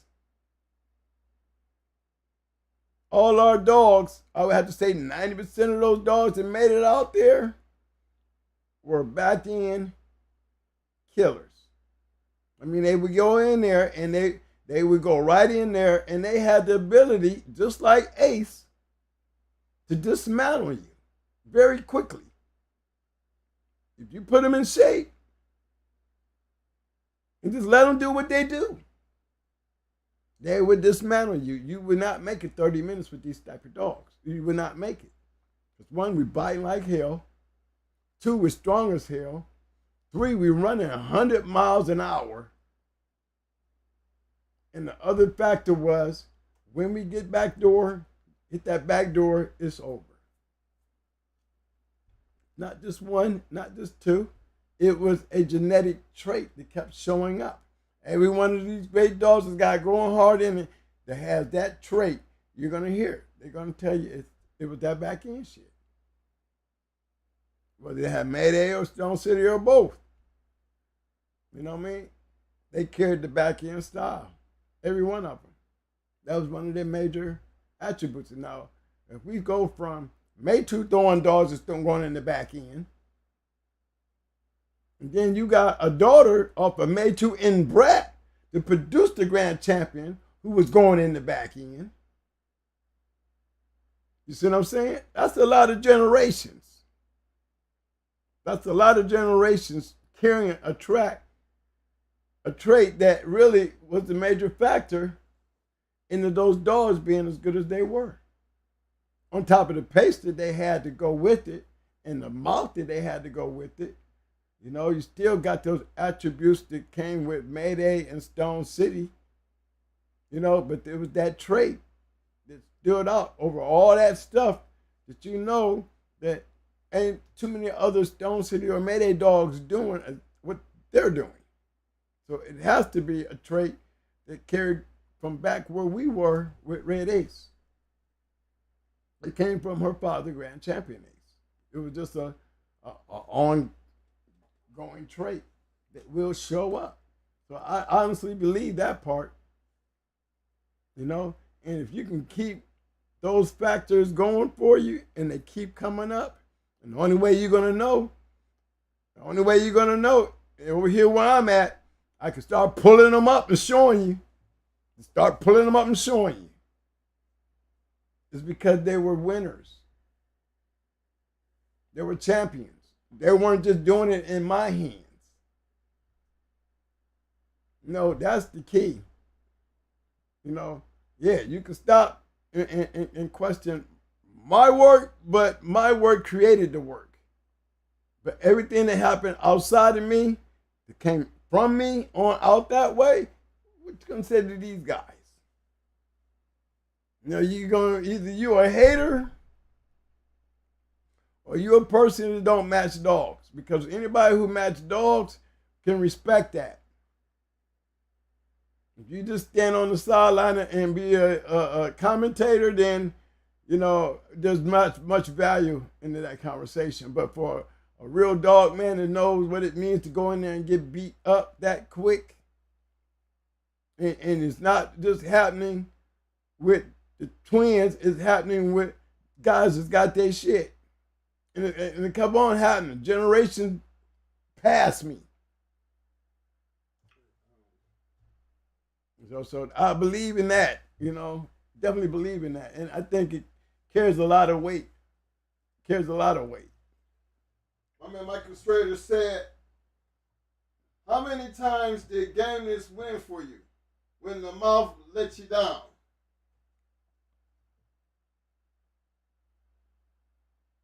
Never. Never had. Pretty Mama. Pretty Mama's the only dog. She never let us down, though. But she never, the mom never let us down. I mean, I think it was just the way she fought. she didn't come out fast. She came out like, I can't say she came out slow, but she came out like, more of a tornado type dog, like pushing on you, filling you out. Tornado was like that. She didn't, Tornado stayed out of trouble. She did a little whizzle dazzles and shit. She did do a little bit. She was a red boy. Pretty Mom was a red boy dog. And her mind was made up to fight. So there's no doubt that she's going to fight. It's just the way she fought. There was a match. The dog came right in, grabbed her, snatched her ass, and hit her in her ass, hit her in her stifle. That match went 26 minutes after she got punched in her stifle. That dog came right in, jumped right on her ass, went right into Pretty Mama back in. That's the best time I've ever seen her come out that pocket and just destroyed this dog. Like, I'm going to make you pay for that. And she made her pay for that. But everything else outside of that, she played with. It's like I said, an hour into the match, the dog seems like, they already seem like they be sinking, because they can't get rid of her. They can't get rid of her. She fought like a male. They just couldn't get rid of her. But it seems like it was at that moment, like, always waited till about the hour mark. Hour mark, see a totally different dog. I know one, Roger Ramjet. He was game. The one up in that. Yeah. Now, the game just didn't let us down, though, because you could never. He went up 7 pounds the last one. Who you talking about? Roger Ramjet. Oh, yeah, Roger Ramjet. I forgot about Roger Ramjet. Yeah. I wouldn't even say the mob let us down. The game is, yes, she's right. Roger Ramjet. Yep, Roger Ramjet. And the mouth didn't really let us down. The gameness didn't either. But it wasn't even his game. His gameness is what kept him there. He said. Yeah, he was very game. We did it, one time we did him with 7 pounds over. The dog was 7 pounds over.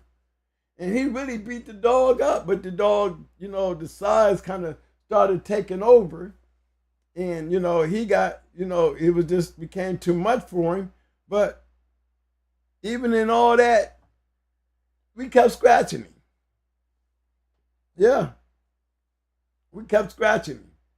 Then one match, he came in, he was real sick. Deep South had him. They put him in shape, but he was sick. We do want to do him or don't want to do him. Well, let's do him anyway. So they did him anyway. And, again, came out very good.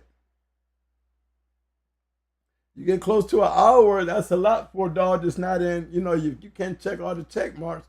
The thing was, when he went down, when you put him in the corner, you would never thought he was a down dog. I don't care how bad it looked. You get him in the corner, he never give you no indication that he was a down dog.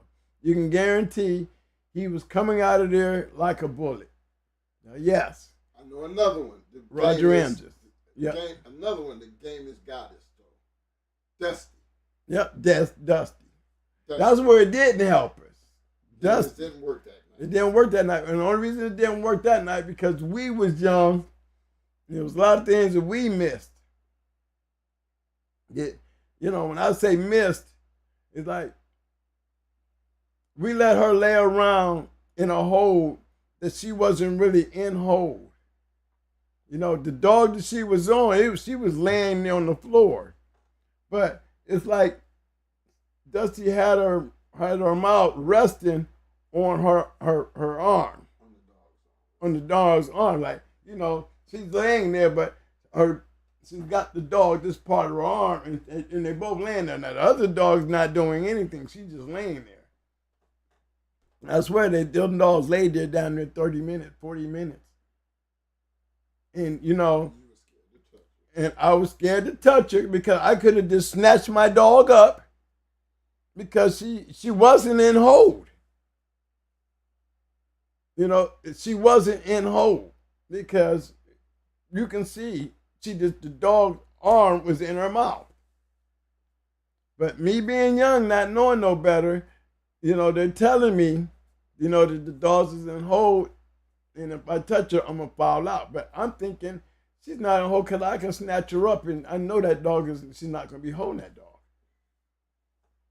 So when it really came down to it, and it was on her to go, she gets on over there, but she's still there, down there half of the count.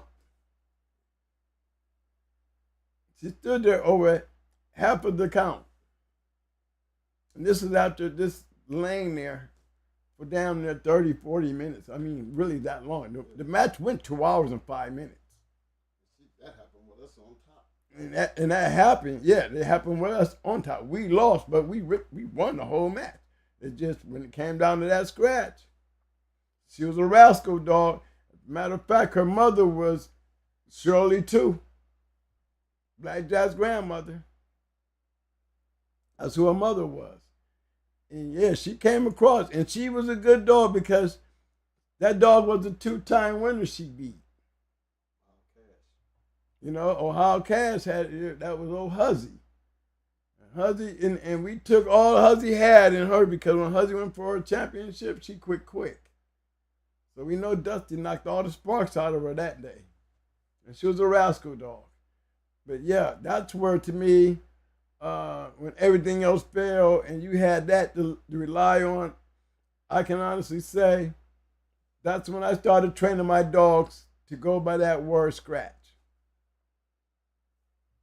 Because I never used it before. But I never had a problem with a dog trying to figure anything out after I taught him that scratch word. Never had another problem like that. Never had a dog stand there between my legs unless he was really ready to quit. Everybody else, you always hear me say, scratch! Because they were trained to do that. Did we ever have anything that quit? Stood the line? No, Red Ace. Yeah, I only lost 2 matches that the dogs quit. That Dusty one and Red Ace against Tommy Boy. Everybody else was game. Never had one stand. I had one stand now. I can't say never. Nasty. Yep, can't say it now. I didn't have one run all the way over there. Yeah, I had one quit before. He ran all the way over there. After again, that was one of those situations. But he ran all the way over there, guys, and stopped right there in front. Like, and literally turned around and looked back at me. Got right in front of me. And turned around and looked. He didn't turn his whole body. He just got there, looked at the dog in the face, and then he turned around. His head turned, like he turned back to look at me.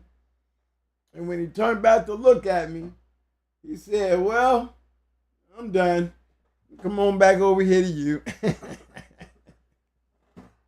He turned around and walked right back to me. Like, damn near came back wagging his tail. What you wagging your tail for? That was nasty, Nick. What was that? That wasn't nasty. Was that nasty, Nick? Nasty. Okay. Doug Nasty. Doug Nasty. Doug Nasty. Doug Nasty, yeah. Doug Nasty was a bad dog, though. Big shout out to my man Wimune in the house. No, I shouldn't, my thing is, regardless whether what happened that night, right or wrong, we shouldn't have done him or anything like that. That has nothing to do with the gamers. Not when you come out that corner and you go all the way over there and you pull the brakes. No, that's curse shit. So, I don't care. Yeah, we might have made a mistake with him throwing up, still doing the shit and all that. Yeah, okay, yeah. Yeah, but I gave you a chance. That's why I said the scratch to continue, because I'm going to pick him up. I'm going to pick him up because he's down. He's down. He's really down. It was something done wrong because he definitely went down right in the middle of winning. Could have won it. You know what I think it was? I'm going to tell you what it was. never use that powder that has cocoa. Because the whole keep, I'm wondering why I can't get his stool right, in certain occasions, really on the hardest day. And it wasn't until after the match, and I done lost the poor dog, that I realized that the stuff that I was using contained cocoa.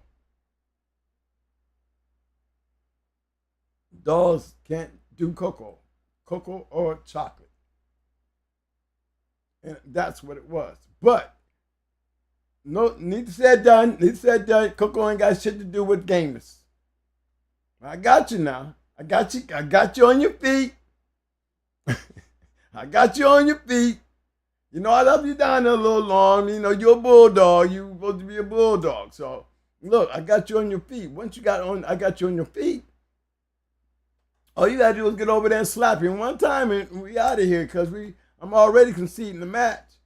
You know what I'm saying? I just want to make sure that, give me a stat to continue to make sure that he go across because I'm not going to just pick up my dog and call it, the match when I'm just not that type of guy. When I pick up, I'm going to ask for a scratch to continue. And if he says no, I'm going to say, well, look, you give me scratch to continue, I'm going to concede the match and pick him up. How that sound? Okay, because I'm already giving the match up. I just want to make sure that I get a chance to scratch this dog and see if he's worth taking home. He was one of them dogs that just wasn't worth taking home. So yeah. Big shout out to Sporting Dog Archive in the house. Big shout out to Windmill. Big shout out to DB3. Big Ben.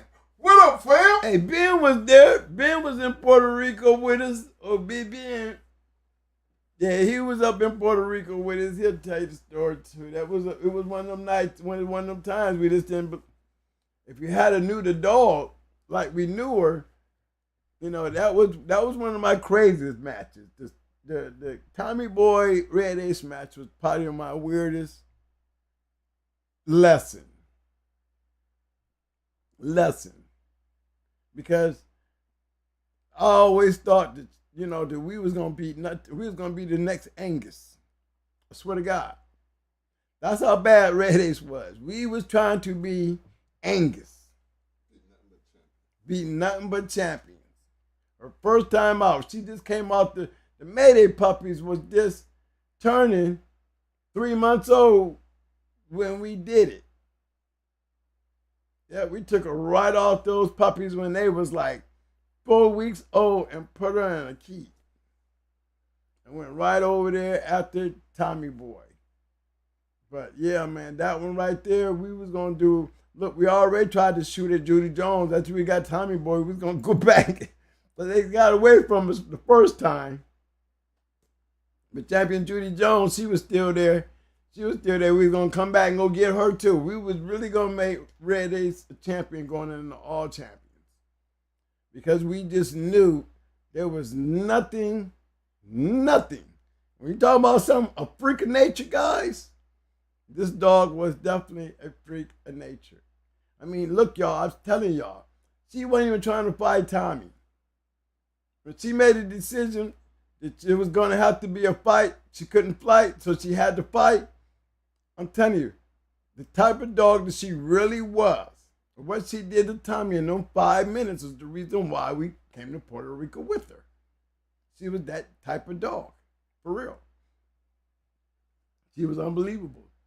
She had a back stifle punch that once she touched you, she was like her daddy. They said Grand Champion Ace, once he got back there, you was over. And then you couldn't keep him from getting back there because he could bite. He'd bite their way back there. Red Ace would bite her way back there. Brat gonna bite her way back there. What are they gonna bite their way back there? They're all gonna bite their way back there. They just know how to do that. It's something in their genetics that they just know how to do it.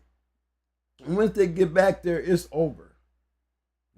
So that was probably one of my weirdest experiences. I look back on just thinking, I knew I had the dog. That's what made Just seeing them just feel like, man, that is a bad little But bitch. yeah, just seeing them when they just in Stone City, all of them was there. Cruising Kennels, my man from the had a what's his name? You know what I'm talking about? The baseball player had grand champion Onyx. Yeah, dude, they had grand champion Onyx at the time. You know, all them guys was there. They was like, they was shocked. Yeah, the guy was the own Tommy boy. That was his only dog. He was, you know, she was like everything to him. But tell you what, they was all shocked. They was probably laughing at first. You know, they was laughing at first. Because Red Ace wasn't even having none of that. I'm laughing about it now because that laugh changed so quick. That laugh changed so quick that it turned in the end to be a woo, and still lost her. But yeah, that's the type of dog. Tommy died that day. Yeah, Tommy died that day. Yes, she did. She got her stifles blew out so quick. That shot across her face, it was definitely this shot that made everybody go, wow. Only her first shot was a good one. And that first shot didn't do nothing but give her the opportunity to get there where she wanted. For that little short period of time, she went and broke Tommy Boy up and knocked her completely out and then stood over in 5 minutes.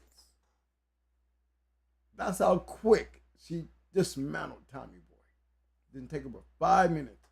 And now we standing here doing an Idaho count. And Tommy has to scratch because she's the down dog.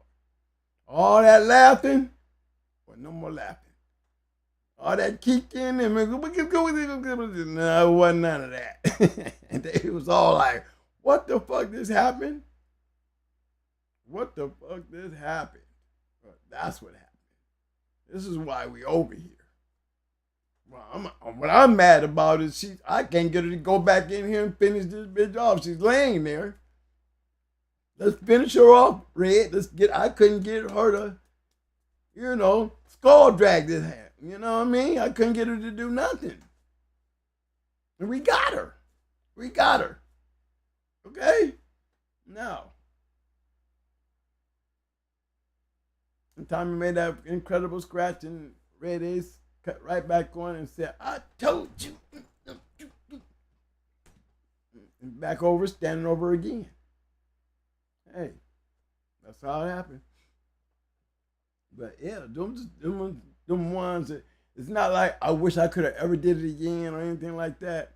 It was just that, you know, the thing that I think about is not the fact that the way it ended. It was just the fact that, man, don't everybody get an opportunity to have those type of dogs. And when you get it, you have to be able to take advantage of it. You know what I'm saying? That one slipped out my fingers. But all the rest of them, I made up for all her shit because she could produce that shit. She produced those type of dogs. So we got all that back. Yes, she definitely is the key factor. And we can't really say it was Red Ace because we can say it was the grand champion Ace going into that tight Red Boy Yellow John dog. And then it could have been Angus in the first place. Or it could have been Angus into Ace. You know what I'm saying? Because Angus was a killer. And Grand Champion Ace was a killer. So whatever that was injected into Amber, it carried. And it carried through generations of them. I don't think it was just because of Grand Champion Ace. I think the genetics of being able to take that trait along with them through all those generations of dogs was due to the Red Boy. Because we know Red Boy is a producer that carries genetics, that carries shit on and on and on and on. And I think that Grand Champion Ace was one of those traits that was able to get into that stream and go right along with that stuff that made Red Boy, Yellow John, yellow, you know what I'm saying? Just took that one little strong trait and just took off with it. So it was able to follow follow all our dogs into our dogs where, it's a going hard trait. And if anybody would tell you about a going hard dog, they're going to tell you what was up with those dogs. They get in your ass and you wouldn't take them long to get you. You just couldn't keep them out. I'm not the only one that could sit there and say that. It continued on down generations, like I said. Females and males. Everybody had it. Everybody had it. I want to give a big shout out to Sporting Dog Archive in the house. What up, Sporting Dog? Big shout out to T. Kennels. What up, T? But, me personally, I like the rougher the dog. I'm gonna tell you, to make it off our yard when we have a yard, the rougher the dog, the better chances we're gonna beat a lot of guys, and it ain't because they're bums. You know what I'm saying? I would teach a lot of guys who don't know me. There's not a guy that we didn't go into that respected us when they met us. Am I right, Mike? They always walked in with a whole lot of confidence. Everybody seems to walk in with the confidence. And that's another thing, even with the guys that were able to continue on with the going hard dogs. We know. You know what I'm saying? It's just when you get a chance and you go into these other people, they don't know. You ought to just be able to stand there and look at the look on their face. When I think I think everybody expects to see a good match. You know what I'm saying? So I ain't saying it like they was trash. It was just the way they got worked over so quick. You know what I'm saying? I mean, they used to get worked over quick. That's all. I mean, it's hard to stop these type of dogs that had a lot of mouth and they had a place to go and they knew how to get there. Okay, so it's about that time to get on the bus, and I'm gonna take them on the bus. Y'all, I'm gonna take y'all on this ride right quick to show you. I'm gonna show you some shit outside of our shit. You know what I mean? And it's still inside. It's still inside the closet. So let's get on the bus right quick so we can take a quick ride here. I wanted to go over something with y'all, especially when it comes to breeding and producing dogs. Okay.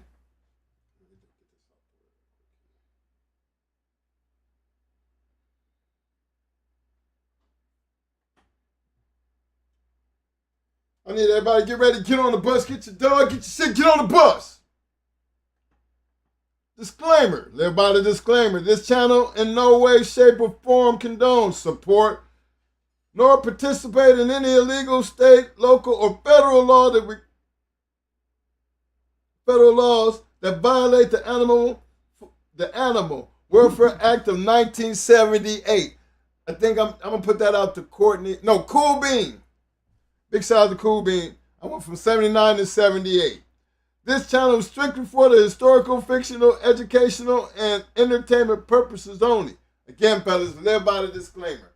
Now get on the bus. All right, take them for the ride, Mo. All right, we heading over to back in my time. I hope y'all bought a good one with you, because these right here, these is going to be known killers. You know what I'm saying? We're going to be speaking up on the unknown killers. Now, I want to go back in the back to show you the genetics of what known killers look like, so you can see the pattern and you can see where that little genetic flow of Grand Champion Ace was able to continue down that line and to show that. I think it's a good learning tool. I mean, for you guys that really trying to make breedings, you got to remember, my breedings aren't based on nothing but dogfight. Period. I mean, not just the point of finding that right match dog. It's not just that point alone. You know, it's not that point alone. But to the killing part. That killing part, it carried more weight than the stifle shot itself. That aggression, that anger, that ability to be so pumped up that when you get back there, you snatch them around like a rag doll. You know, they trying to do everything in their panicky power to get to do anything they can to counteract that shit, and just no tool to do so.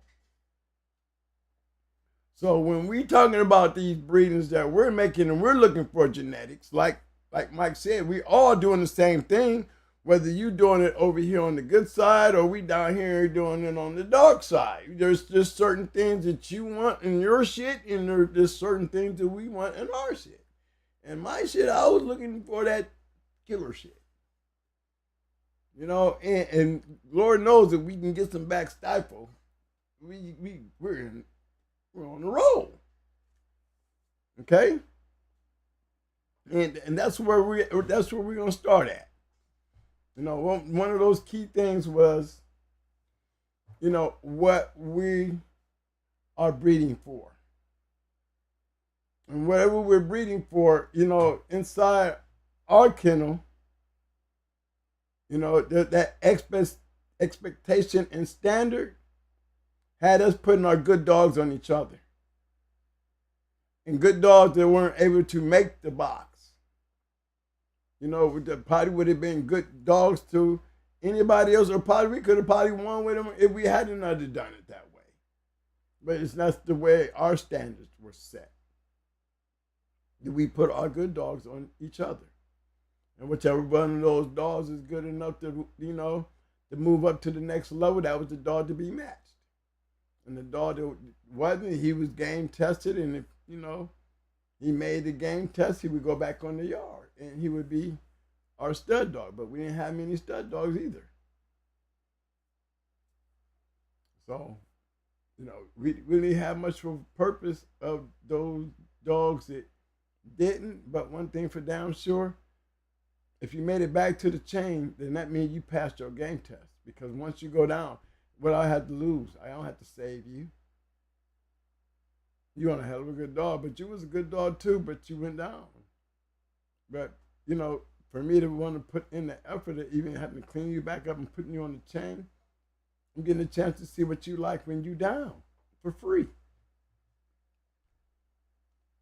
There's a difference between what I'm breeding, you know what I'm saying, and my expectations and standards. Where, you know, you see what I'm saying? We're not doing the same thing. We're not looking for the same thing. I'm looking for something totally different. So that's what we were basing our yard and our standards on. Our standards was really consistent to a dog that can win in a dog fight, period. That trait. And we definitely found it. We definitely found it. And we found it in ways where, you know, you can almost point and say, why did he do this? Why did Red Ace act like so much like her father, Grand Champion Ace? And then we don't know, you know, the darkness in Ace, and they both had the Jeep ears, you know, the airplane ears. So I can't tell you, you know, I seen a picture of Charlie look damn near like he had Red Ace's ears. Charlie had Red Ace's ears. So you can't never say that Charlie might not have been Grand Champion Ace's dad. You know what I mean? I just don't. And then you got the Tomsy Spider bitch. She's already black brindled like Ace. But Ace had Charlie's ears. But Ace, Angus also had those type of ears. The only thing that I can say that kind of made you wonder about Charlie and Angus, Charlie was better than Jeep when it came to ability. So we have to definitely say, you know, the possibilities of Charlie, you know, he was definitely more athletic than Jeep. Maybe that was a key piece. And then you got Zebo and Toxic Spider on the bottom. You put them together and maybe Ace is a combination of those dogs. But when you look and think about Angus to Zebo and Tommy Spider, I'm looking more like that. That seems like more sense of Red Ace. You know what I'm saying? Because she had a brother who would eat your ass up like Zebo. Yeah. You know what I mean? And dominating. You know, yeah, Charlie might have had a lot more ability than G. But I don't remember nobody calling Charlie a killer. Okay, I heard he had ability and he was better than G. But never heard that he was a killer. No. When we talk about Angus, we talking about Angus, a backhand killer, champion beater is what they called him. You know what I'm saying? In quick, sufficient order with a back style stifle move. He would bite his way back there and wreck you. But then we got your Grand Champion Ace doing the same thing. You know, so, you know, to me, who did we put it on? The chances of it being Charlie, the possibilities, there are factors there to say, yeah, it could have been Charlie. But then there's other factors to say, you know, when we go to the dominance of getting in there and destroying some shit, literally, regardless of who it is, no, that was more like Angus. Tell them why we can say that because they were both on that same yard. Yeah, they were. Both Angus and Charlie was on the same yard with Superman at the same time. Yes, they were. They were both on the yard at the same time. And so was Ruby. You know, I've given this story before. Everybody out there heard the story. Ruby, Angus, and Charlie was on Supernat's yard. Supernat had those dogs. So, like you said, I even showed the guys in here where, you know, Supernat bred Angus and Ruby. Yeah, not once, but a couple times. Angus and Ruby pups. They got champions off of Angus and Ruby. Supernat did that. Okay, so the story about Angus getting off the chain and always ended up on the porch, it was going on in Supernat. Why was Angus running over there getting beat up by Ruby? Maybe Angus felt like he could go over there and jump up on Ruby and get him something when he got ready. He was finding out it wasn't as easy as he thought. You know what I'm saying? Because he did it twice. And during the time, he did it when he's supposed to have been going into Jeep. Angus was supposed to go into Jeep. But he got off the chain the first time and ran into Ruby. But did he run into Ruby or did he try to go over there and think he was trying to breed the Ruby and got beat up on? And studied trying to hit it and while she's trying to get it. You know? So that was another thing, a story that, you know, people, I hear the story, but there's a little bit more to the story.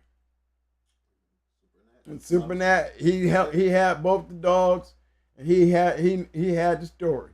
You know, and the one thing I heard about everything he said was correct based on what everybody else said, but they never put the common factor that Angus was being bred to Ruby a lot.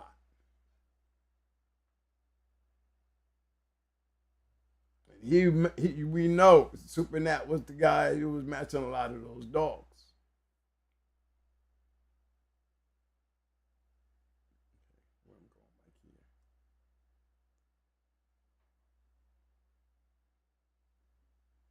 Hold on, guys. Let me try this right here and I'll pull it up here. Now, I'm going to be like y'all guys for a minute. Just follow me. We ended this and I'm going to try to be as normal as you guys with just a normal yard. Okay? But I'm going to take you in my way of seeing it and looking at it and instead of looking like y'all's way of looking at it. Okay? Because we're both feeding dogs. Now, when this breeding was first made, we're gonna take Ace out the equation. We're gonna look at it like everybody else see this stuff, okay? My computer. Man, no, I want to. I need to close all these windows. Okay, but it's gonna be moving a little slow, guys. To bear with me. If y'all can see that real good, I wanna just make sure you can see it real good. I want to see it. I want y'all to see what I'm talking about.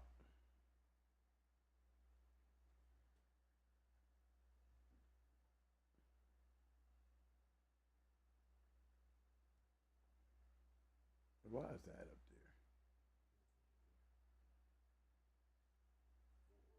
there? Okay. All right.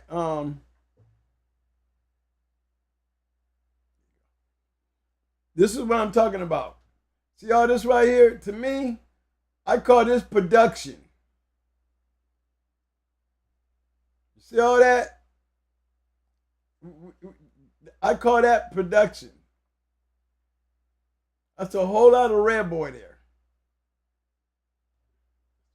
The only Jocko we really playing with is down here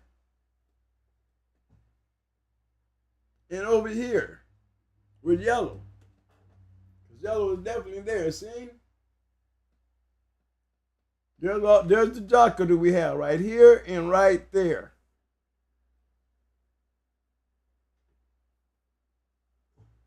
So if you seeing, looking at this the way I'm looking at it like there's my production. You know, I wouldn't say it was any. What I say is, when we talking about yellow John dogs and yellow dogs, we can call this a yellow John dog. Okay, we can give him a little yellow John Jocko, but let's look at him as a yellow John dog who's really just a red boy dog. Real heavy red boy dog.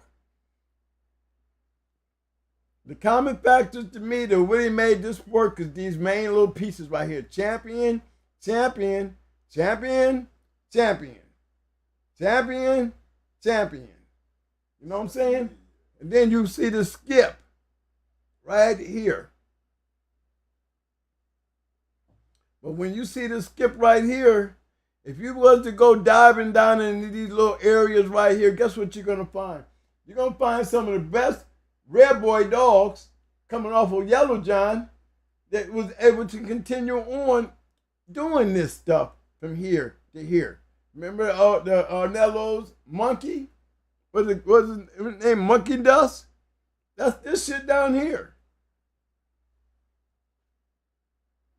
Production power. That's all I'm pointing out. Production power.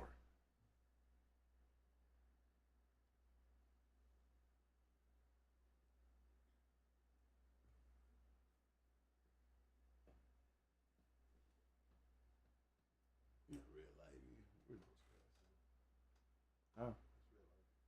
Oh, that's over there. Okay. Why don't you look on your screen? You can't see it. Yeah. No, because Monkey Dust and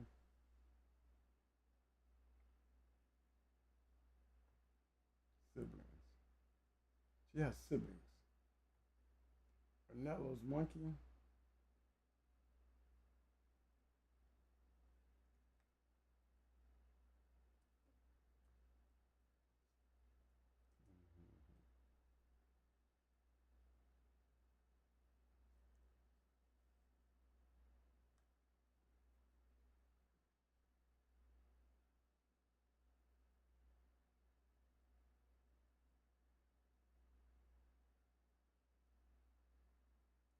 Okay? That's Arnello's monkey dust.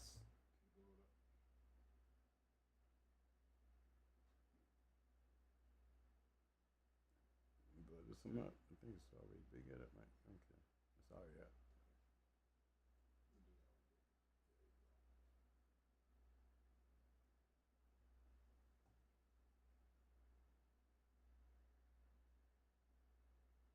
You know what I mean?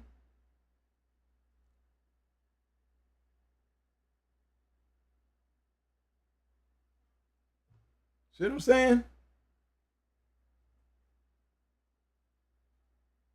A lot of y'all know the rifle stuff. But don't forget Ozzie Stevens' Red Ape.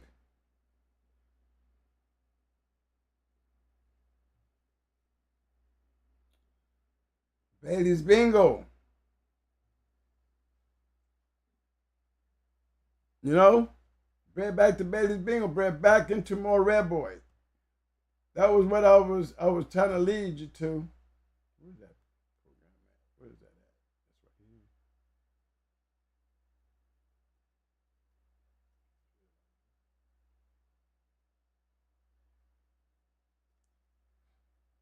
here. Okay, let me move forward here.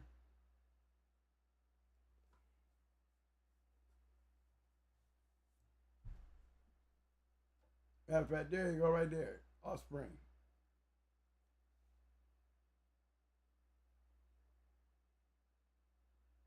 Yellow John 2, the Dusty. And then if you notice, the Offspring. You got Monkey Dust and you got Gypsy.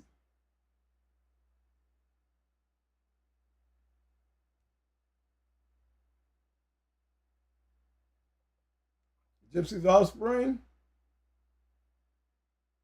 Two dogs, Levi and Amber. That's the key piece right here. Why was this dog so game? So, why was he so game? This is why he was so game. We know this about the Red Boy dogs. Remember, this is the yellow side of him. This is the yellow side of him. Not really too much back here in the yellow, but we definitely have this right here. This little key piece right here, yellow 2 in the red lightning. You know what I'm saying? So we know there's production power there. That, I mean, so we're not breeding for confirmation. We're not breeding for the look. The only thing that attracted me to Amber is when I saw Amber, Amber was losing in a match and she was scratching like a mother. She was scratching like she was winning. So whether to watch her get murked out, you know, my KP grabbed her up and she ended up with me. And she was bred to Grand Champion Ace, like I said. But there's Ace. And she was bred to Termite, as we said before. There's one of the puppies.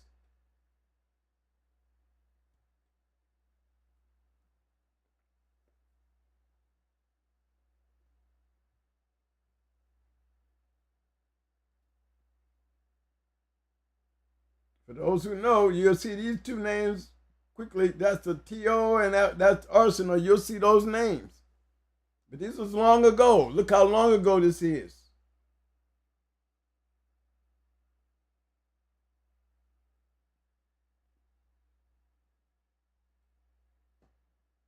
But this is what worked. That's Red Ace's sister.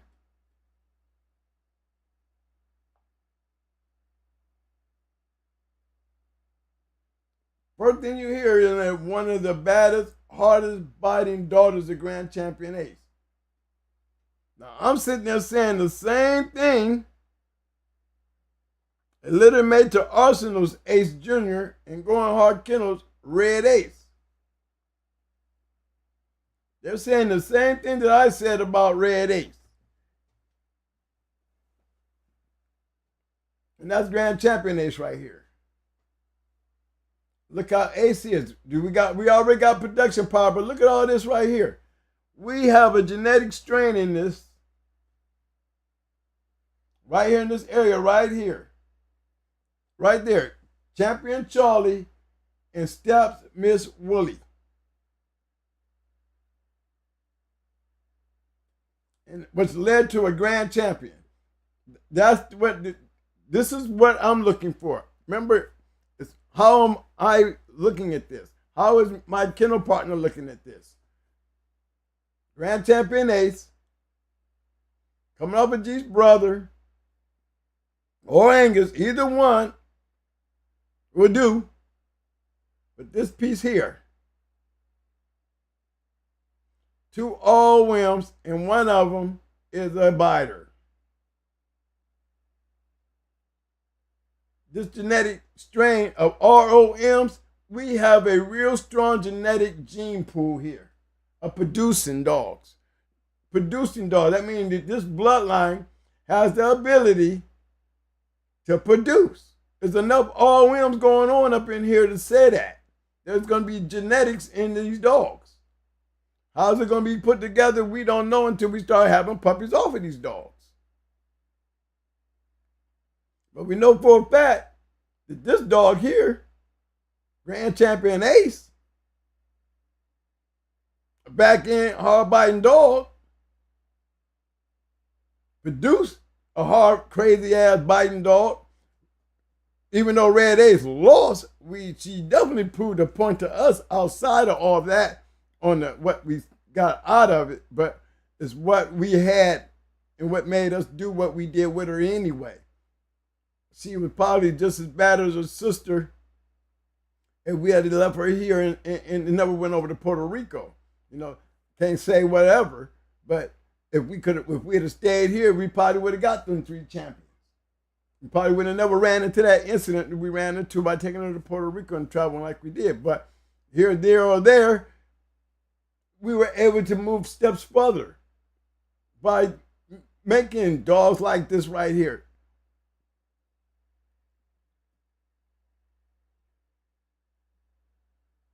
All right?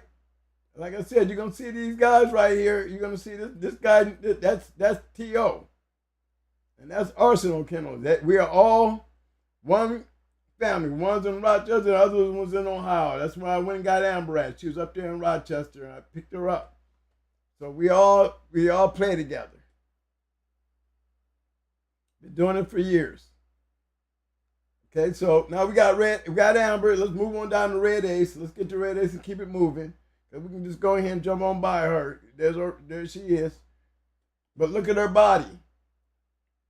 That's a 42-pound dog right there. That's what she looked like before we went to Puerto Rico. The day before we went to Puerto Rico. So we're going to move on. We're going to shoot by her and move on to the next stage. Because in all this right here, we got stifle stuff, we got aggression, we got gameness, and the most important part, there's a strain of the ability to produce. Getting it going to give me to me out of the Red Boy. If you don't give it to me nowhere else, I know I'm going to get it out of the Red Boy. But the most important thing, we be lucky to get Red Ace. You know, can we get us another Red Ace?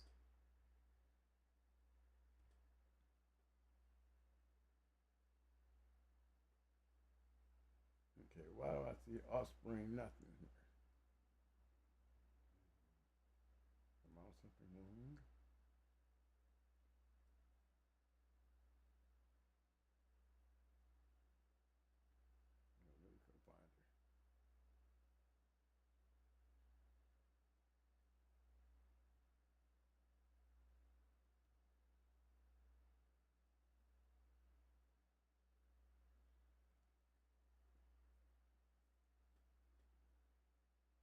Okay, now when you go look at Brat, what made Brat work? Let me tell you what made Brat work. You see the looking at, see this look right here? Believe me, y'all, if you ever seen a dog, you'll see what I'm talking about when I say the look. All the traits of Mayday is all over her. All the traits is all over her. But it was this right here, that back end, crashing in on that stifle, very rough, ended up in this dog right here. We didn't know too much about Mayday. I saw Mayday, and that's why I ended up taking Red Ace to breed to Mayday, because I saw him breeding to Angel's Apache, which I told y'all. But yes, it happened.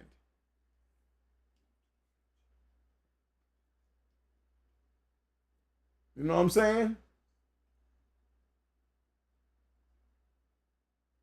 Now, I'm pointing all these things out, right? All right, now watch this.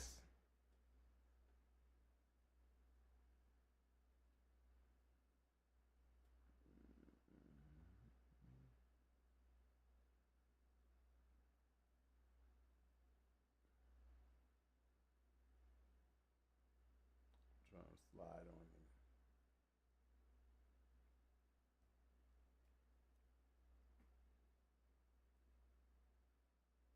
you. See this dog here?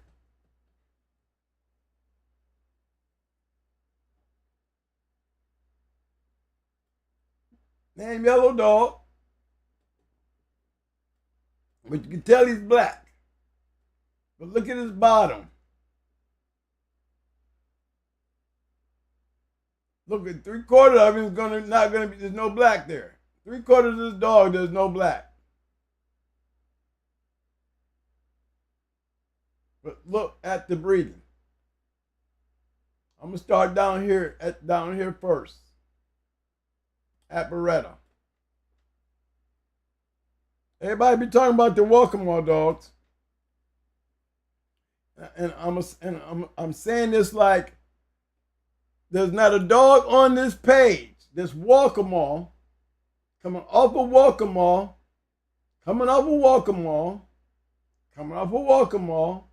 It'd been nice to see this dog a champion. It'd be nice to see this dog a champion. But one thing this dog got that don't nobody else got.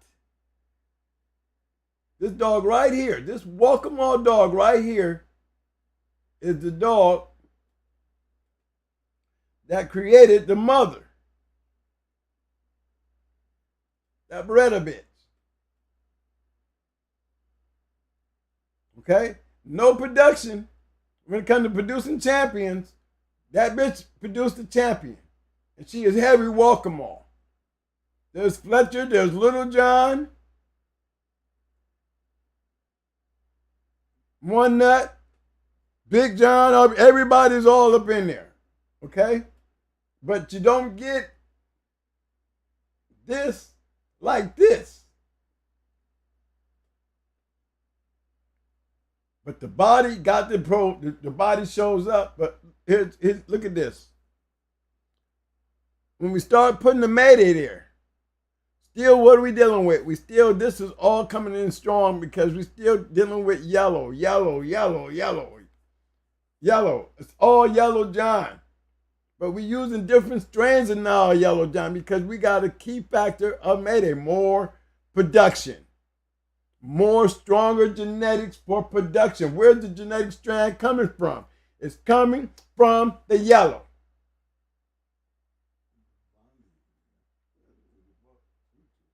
You know, yeah, we can go as far as saying this don't hurt. This don't hurt with Blondie there. Because we all know that Blondie, that's Stone City, it coordinates with the Patrick Yellow Cross anyway. But when we start adding up what makes a fighting dog, to me, I'm looking at the genetic of the fighting dog because to me, when I look at this down here, I see a whole lot of yellow. Whole lot of Yellow John. But I see no production. Always been that way. Still that way. Show me something that can jump out from here to here with all this and give me a different name and let it be a champion. There is not one. There is not one. With all this, years of this, I'm sorry.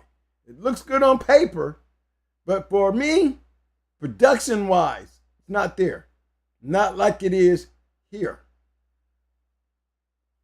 Still might help me, give me good dogs, but now we're off the yard. We're off the yard now.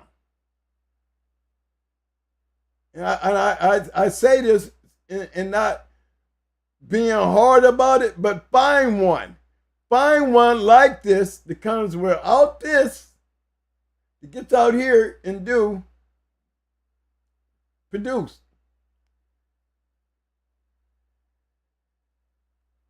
Where's the production power for the matchdogs at, guys? You see where it's at? The top. There's going to be anything to help the welcome all produce anything that has a chance. It's going to be the Mayday. Why the Mayday? Because Mayday is the extension. Is the extension of that yellow cross. Remember, Mayday made poly and dolly ROMs.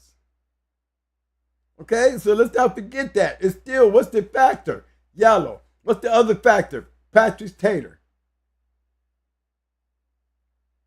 You got Blondie, of Grand Champion Buck, still Patrick Tater. This is the root to your genetics as far as a trait being carried.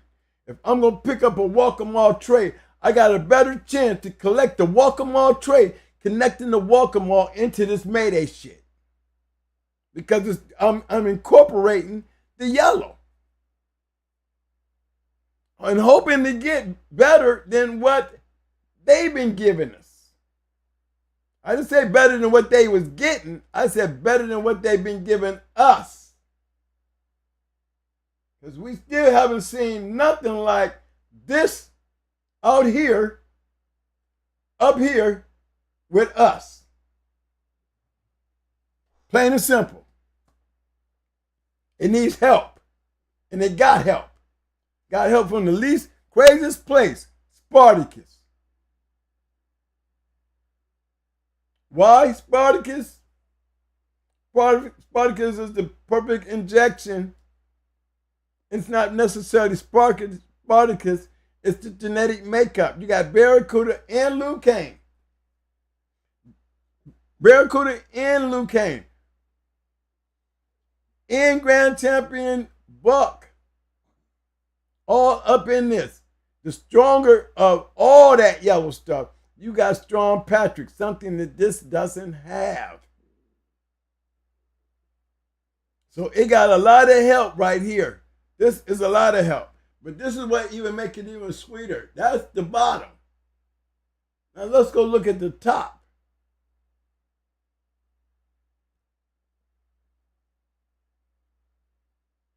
We got a black dog up here. But look.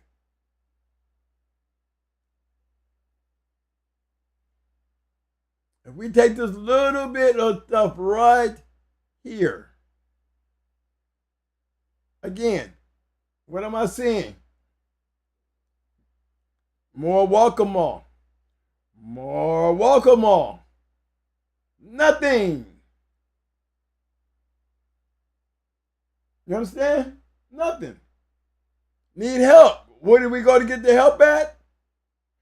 Back to that again. We're dealing back to the same stuff again. Look how this dog right here is bred. They did the exact same thing again. We're still dealing in the same line. They putting Lucane and Buck. Here's Grand Champion Buck. All that Holland work. Patrick Tater. All that yellow. Production genes. That's what I'm looking at. Production genes. Can't do nothing but help the welcome all. The help. I'm talking in help. It's proving it. It's proving it. Now, when we go to talking about this dog up here,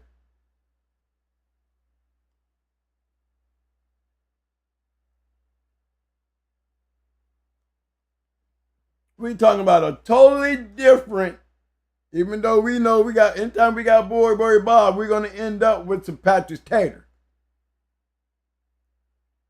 We're going to end up with some Patrick Tater. So we already know Patrick Tater is a genetic of Boy Bob.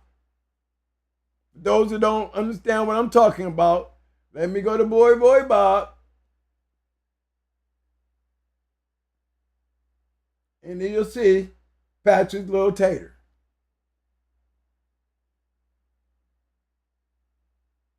Patrick's Little Taters off of Boy Bob, a black dog. See him? There it is.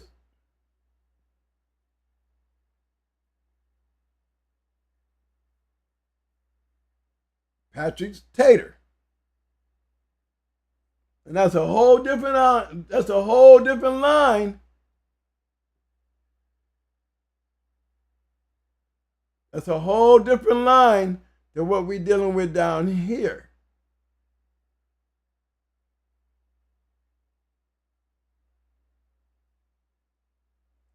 Got the Patrick's Tater, still Bolio, but look at this.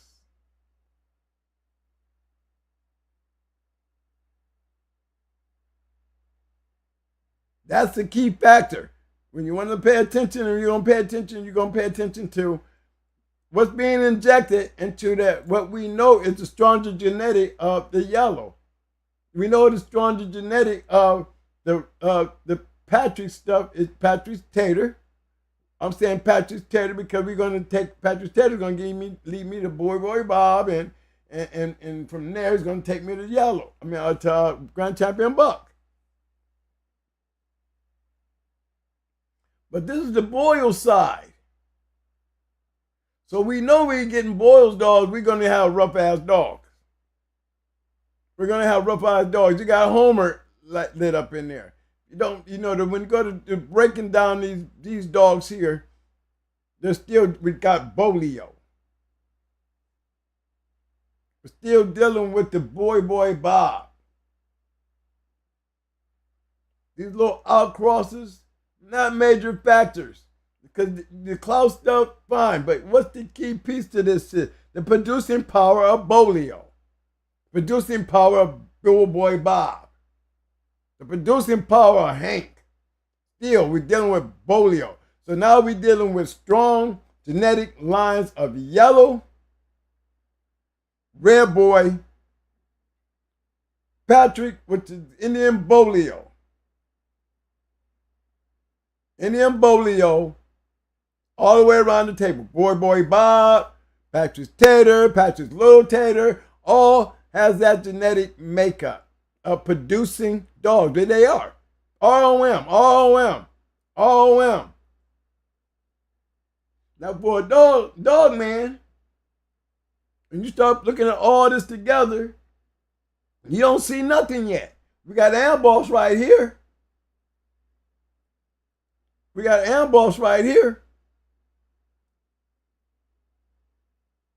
how he's bred. He's part Boy Bob and part Boyles. He's a Patrick Boyles dog, which is still Patrick.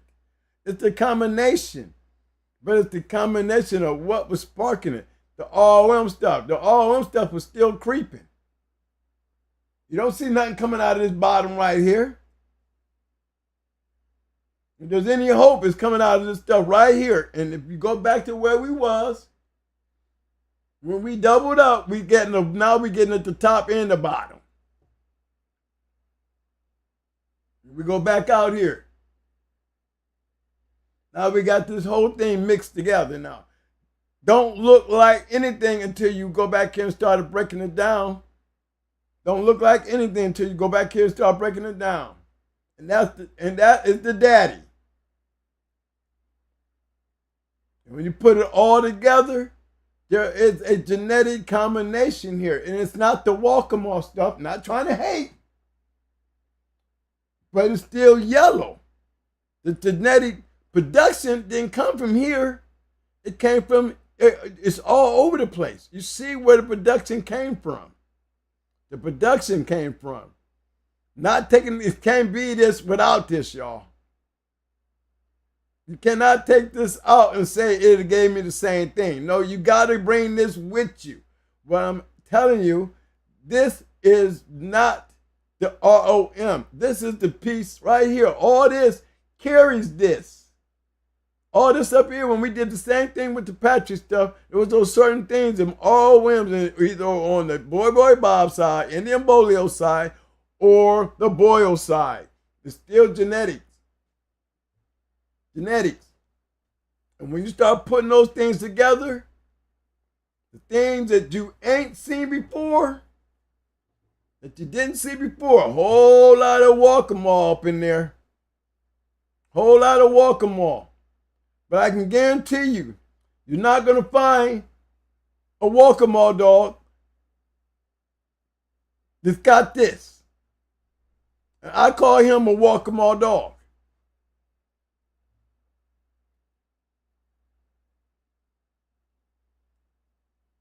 He ain't all Walk'em. But one thing for damn sure is you want to know what can produce a good match dog. There's the proof. And it makes sense. With the genetic makeup of it, it makes sense.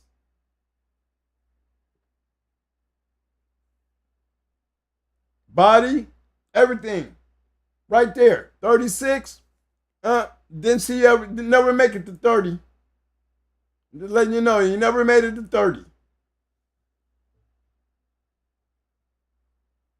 What was the key factor? Something was going on way back there in the back that kept coming forward. It kept coming forward. It kept coming forward. It kept coming forward. So if it was me, I can tell you now, if I had a Walk'em dog, I'd be trying to put me some Lucaine in that shit. If I had a Walk'em dog, I would be following the same pattern. If this was me, if I was the way I'm going to breed him, oh yeah, I'm going to do the exact same thing.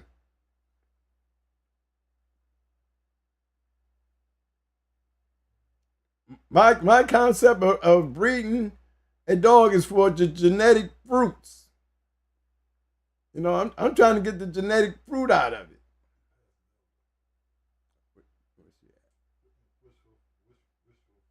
No, that was not. No, there she go. Right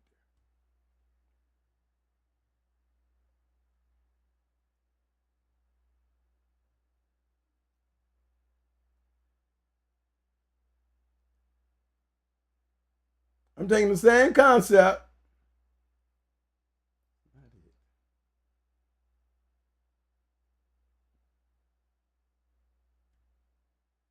Okay. Why does that keep coming up? You see that? That's not what I'm picking. Get out of here and see what happens. Okay, let's try it now.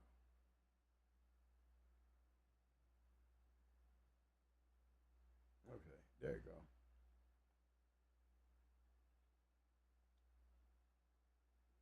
We're going to try to take the exact same thing, the building power. Building power we already see is here. Now what we're trying to do is we're trying to incorporate a little bit more without losing anything.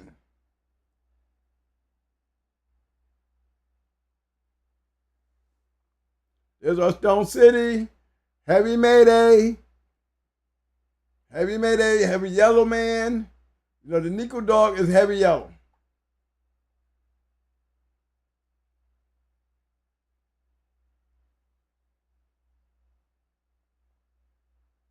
What makes this so different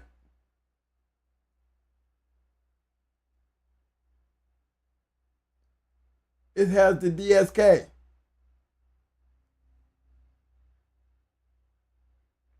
A little bit of the boils, the DSK, but let's don't forget nitro.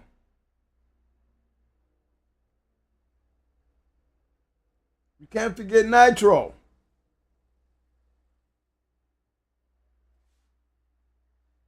Did we have production power there? Yes. Did we have match dog power there? Yes.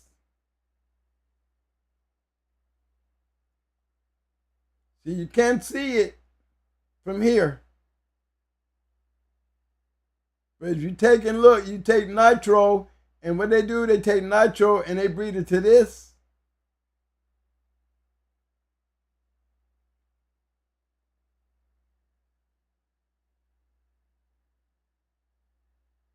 I got something to look forward to. My man Itchy said, where did the black come from? Amboss.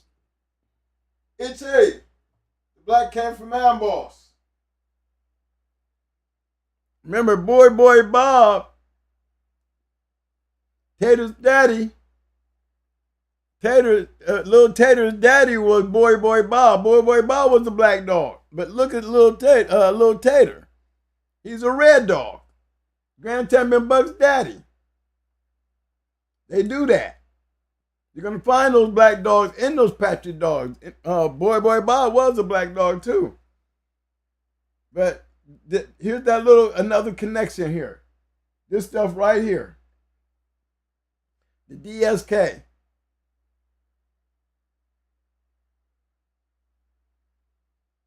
That on top of a whole lot more Mayday. Remember, this is powered up on a whole lot of more more Mayday.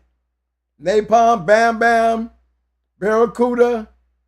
Now we still got a touch of the Stone City stuff.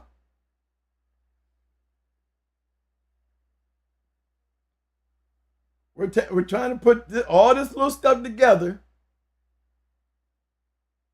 You give me this is all the bottom. You know, the dog is Nico is double bred Nico. You see that, right? So we got Nico here. Now the only thing that's the outer in all this is this down here. What does this down here consist of? More Mayday and yellow.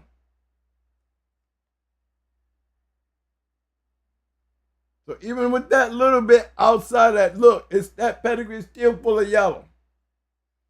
So I know I'm not losing my connection to being able to take and reproduce this killer. I need to reproduce him.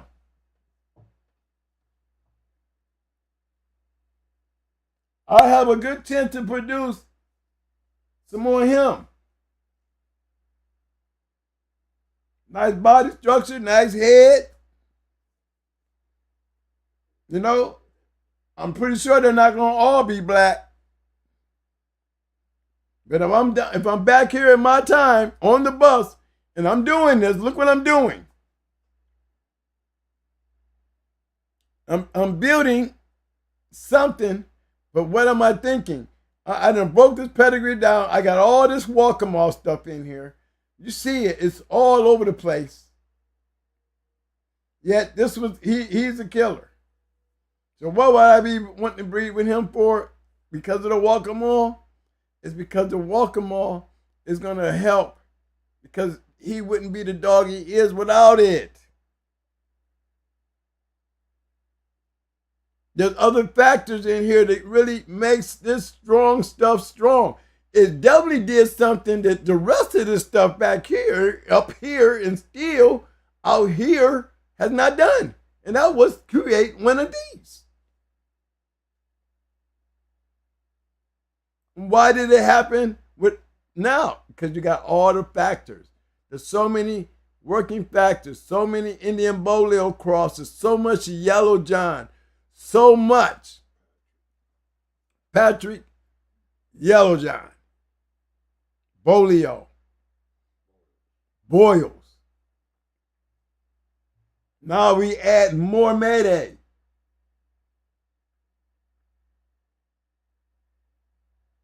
We're adding more Mayday. Even more Mayday. Yellow. Bolio. And now we adding another touch of some kill stuff. DSK. More DSK. So there's a combination that if you're looking at it like I'm looking at it and I'm looking, remember, I can't make a kennel. This breeding has to happen and we just have to see the results. There's just no guarantees. But if I'm a breeding man and I'm looking at it on the aspect of what are the key factors that I'm looking forward to. I'm looking for all this genetic power of being able to not only reproduce, it has a genetic strain that is reproducing. Because one thing for damn sure, we know this right here ain't the one that created the production power. This stuff right here created the production power for this to work. My question is does this carry enough production power to pass it on down to him, to pass it on down to her? With this production power here, can he pick up steam? Because this right here is a nice little bitch and she got a badass little sister. But my question is, can they pick up enough steam to fill in the gaps to start us a reproduction line of good dogs? That would be the question back in my time if I was trying to produce a working line of match dogs. And what am I looking for? I can see all the pros and I see all the cons. But I see all the pros that made it work, and I added more to that to keep it there. And even I got a little touch of something other than Walk-A-Mall. It's the DSK. So now we got Walk-A-Mall and heavy DSK, but we're still playing in the factors of what really makes this stuff work, and which would have been the Mayday dogs, the yellow shit, the Patrick shit. Those are genetics that when you realize that these are major pieces right here. Now, where did the killer shit come from? What made him the killer? Can he throw us more of those? Can he give us more of those coming through here? Are we going to lose that, or are we going to gain it? As a breeder, that's what I would be asking myself. I'm not looking at a pretty pedigree. I'm looking at a working pedigree. A pretty pedigree, it won't help me in my time. I'm looking at genetic speaking. If there's any way I can get help, I'm going to get help from Buck City. Clearly going to get it from Buck City because he's not a bad bred dog. Oh, Scooter, he's playing in the same old line of dogs.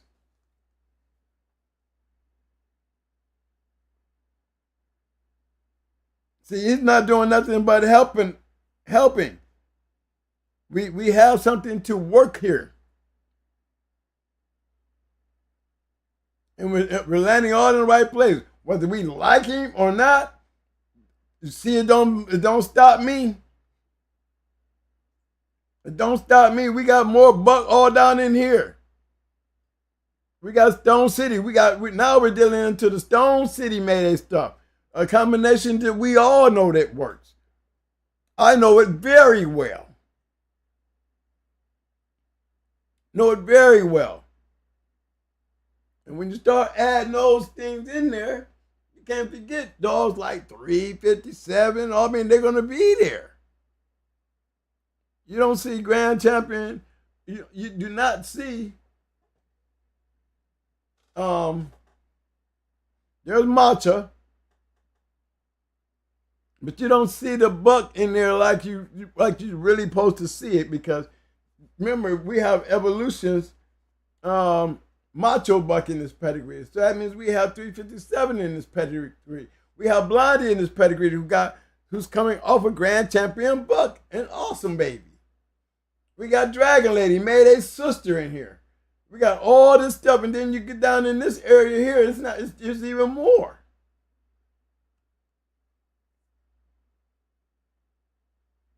You got more, it's just so much more of it. Look, we done went a whole nother direction. But we dealing with match dogs. And are we looking for, can this carry us? Can Yellow Dog wake this up to carry us to another generation of dogs? With all these dogs it is carrying in all these places, can it and will it make it work? And that's just the class for today. You gonna go in the garden one more? Okay. All right, y'all, I'm gonna do this one more because Mike is pressing me to do this one again. Here we go. I'm gonna do this. Now that was just one example, guys. You got the video. Y'all can always go back, really pay a little closer attention, and you'll see what I'm talking about. but it's a major piece here. We got one more.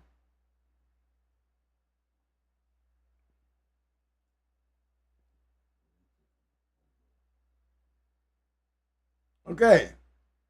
We in the same situation, but now we're not messing with no Mayday dogs. No, we're not on Mayday right now. We got Mayday right here. And being that we know the dog and we know where he's at, and you know he's been producing, he's almost like a walk-em-all dog to us. He's a grand champion, but he's almost like a walk-em-all dog to us as far as production. But there was a key to that. We're going to help him because we can't do it without him. He's already there. But look here, here, here, here. What do you see? There's a connection there. What are we getting?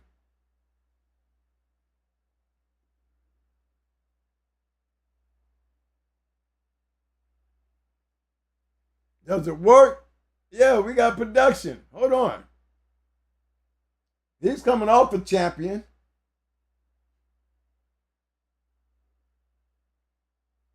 Produced by the same guy. He produced him, produced her, and him. In her. Okay, let me show you. First, we'll start with him. He produced him. Sibling.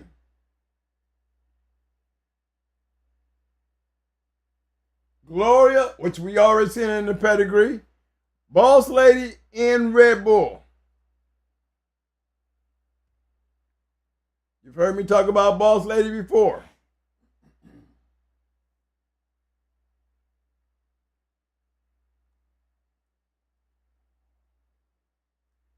Just to go back and look at it, remember, this is the same thing.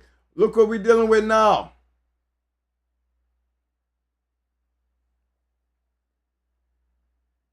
Remember, that's Red Bull's Little Mate's sister.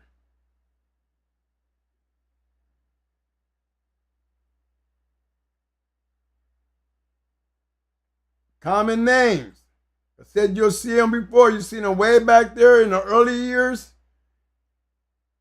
And you're still seeing them names.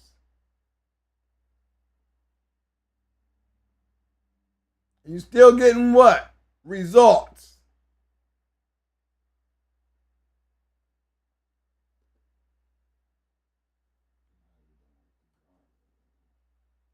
Now you're seeing it being used not on Yellow, not on Mayday, not on Buck, but on the Garner stuff. Frisco. On the St. Benedict's Baby stuff.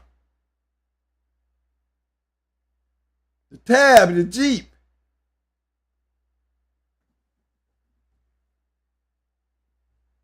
What did we do? Took a Garner dog. What did he do? He took that Garner dog and tied it right in there with that Jeep Red Boy stuff.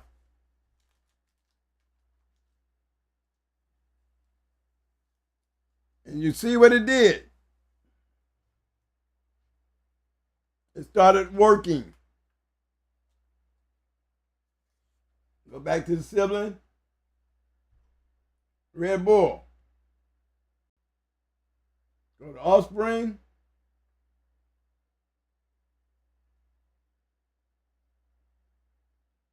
I ain't done yet. I got another one. Hold on. I got one more for you guys before I take off on this one. This is Champion Gigi. Just in case y'all missed her breeding. Right? Oh, let me show you. She had a sibling too.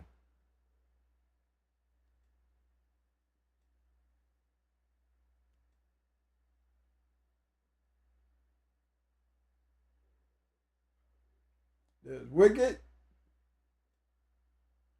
a one-time winner. And she had a brother, Pothead, a four-time winner.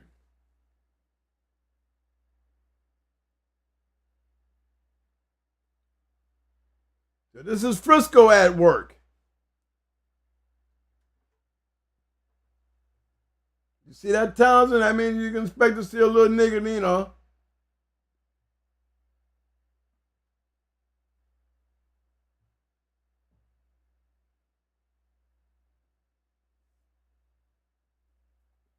That's Budweiser, Cassie Cujo, Rising Star, your Grand Champion Misty. But to me, this is like the welcome off stuff. You know, you see it's Heavy Cujo. Heavy Cujo. You see that, right? When you see Heavy Cujo, you know what you're gonna get. And I'm gonna take it back. And it's almost like I said, it's like the welcome off stuff. When I study these, I look at it and I say, this is almost like the welcome off stuff because you got all this Cujo, but you ain't getting shit. But with that Cujo, just one Cujo, look what one Cujo carries. Look what one Cujo carries. No way in the hell you gonna tell me I'm gonna miss. I'm putting too many mass dogs together. I know there's some genetic shit in this damn dog right here. It's gonna be, I know it's lingering because you can't take it out.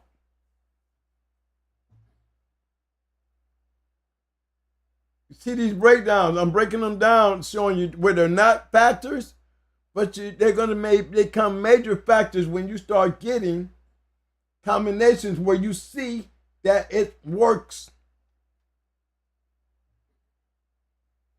It works. Remember, we're talking about the same thing Mike started to show off with about breeding programs and the purpose. We're on the bus, and I'm telling you guys, if I'm doing this in my time, and I'm taking these breedings, and I'm making these type of breedings,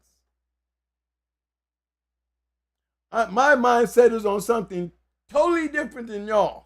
Y'all looking at your pedigrees in a totally different aspect than I am because I'm looking at mine to match and continue this saga. This saga. Okay? That's what I'm thinking. That's what I'm making. That's what I'm working on. How can I go to the next generation? How do you go to the next generation? Look, we know all that. We talked about him, the turnaround. Yeah, that's the one, the turnaround guy. This one here.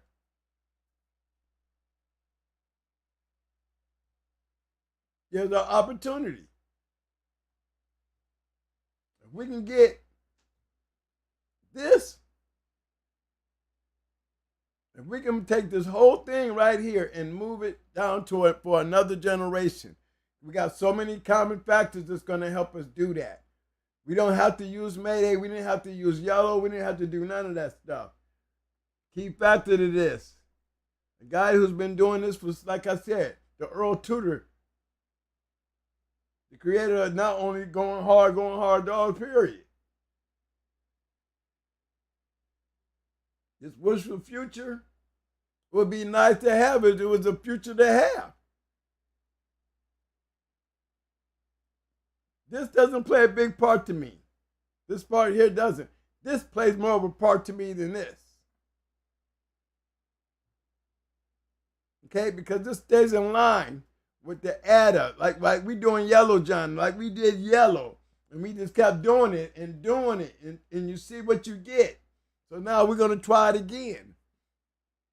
Keep adding a little necessary things. This dog can be like Grand Champion Ace when you finally cross it up the right way. We don't know. Only time will tell, you know. But if I was breeding from the yellow bus in my air and I'm trying to have match dogs, this is what I'm looking at when I look at a pedigree. And so my expectations will definitely be high and clear. You set them high, so if they become any lower than that, you try something else.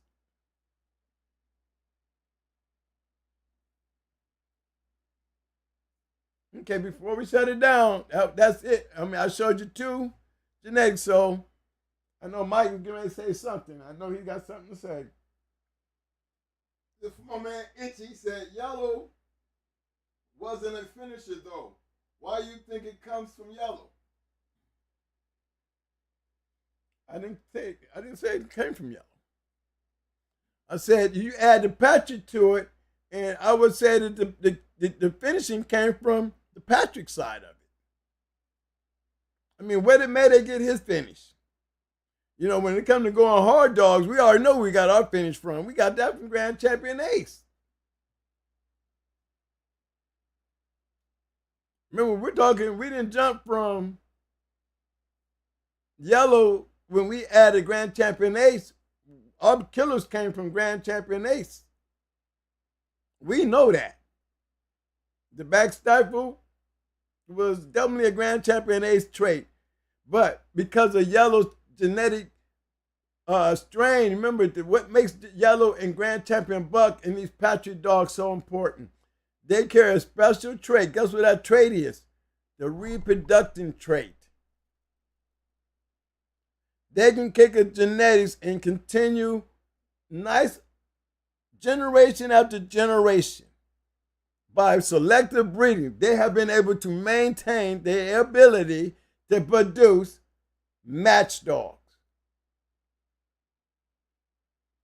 You get Walkmall dogs, all those champions over there in Walkmall. You got all those years of producing Walkmall dogs. Y'all keep breeding all this Little John, Big John, this John, all these dogs. But where is the champions? No, we had to go grab something else to put with it. Where did they grab? They grabbed Luke Kane. Why Luke Kane? We grabbed Mayday. Why Mayday? Why did we have to go grab them? Because why Barracuda? Because production. It falls in place with Yellow. Yellow John. Red Boy. All had the trait. What's the trait? The ability to genetically pass match dogs from generation to generation. All you're trying to do is take a little bit of your stuff and connect it into that juice and hope for the best. That's it. It only looks good on paper. It only looks good on paper. But that doesn't mean shit if it doesn't work. You can do all that and don't end up with nothing. That means it did not work. We can do all that with this right here. We wouldn't know it if it didn't work. But one thing for sure, what we're working with something we see that's working. We got something here that we see that's working. You know what I'm saying? We see something that we see that's working.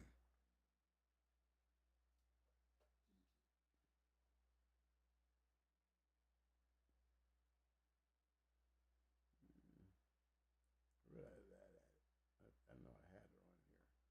Well, I can go to.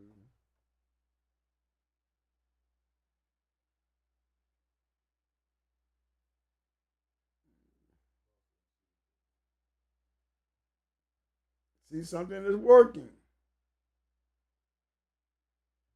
Remember now, they done went from Frisco and threw Jeep in there.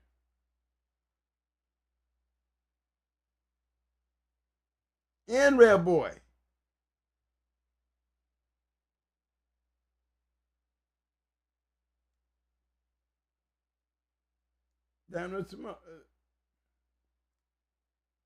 Taking the same concept like we did over there with Yellow Dog with the Patrick stuff. Same old concept. But they're all skill type breedings. You know what I'm saying? And they all carry something in common. They all carry that one thing.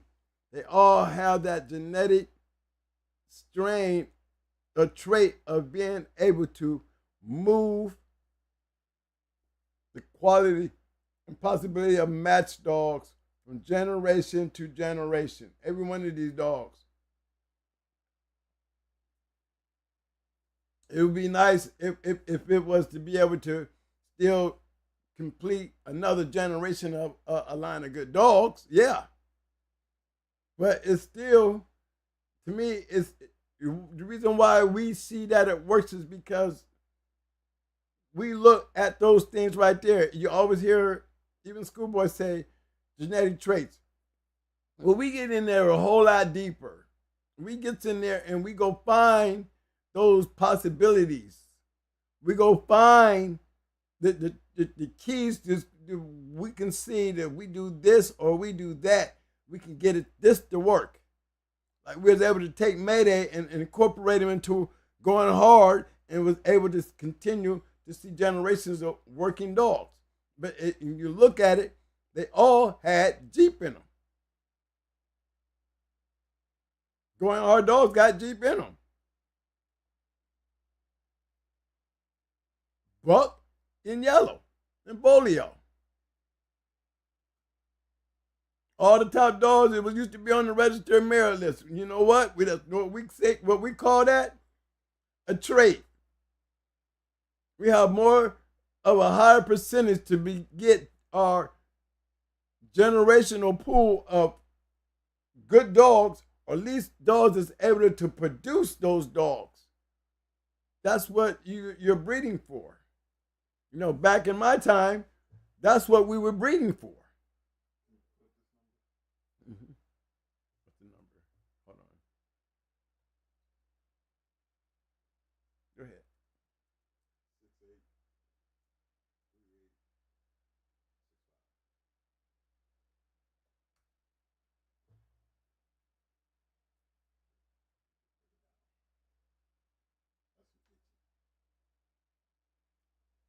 Okay, Itchy.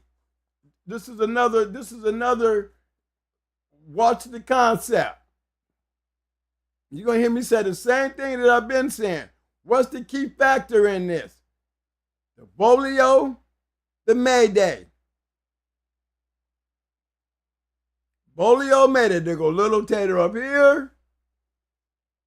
We got 357 right here. We got Barracuda. We got Yellow Buck Miss Nico here. We got Macho Buck, Yellow Buck Miss Nico here. You know what I'm saying? Grand Champion Buck, Mayday. We got all the right tools. All the right tools. Production.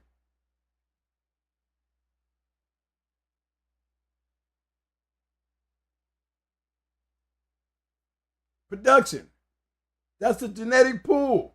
If I'm reading this, I'm looking at it.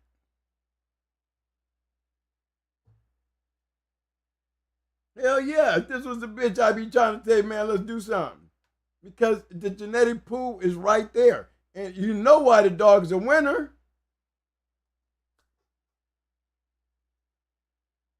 The genetic pool, where is the major factor at? Where would you say the major factor came from? I'm going to tell you where it came from to me. The yellow, the heavy yellow. And all this right here. All this right in here. Everywhere else is a factor. Factor. Little Tater here. Lady in red. We're going to get that down here. Dealing with Dolly, period. You know, this is like a catch right here. Why I call this a catch? Not taking nothing away from it. It's a help because they're throwing good bodies. One thing about it, you can't do it without it. It won't work without it.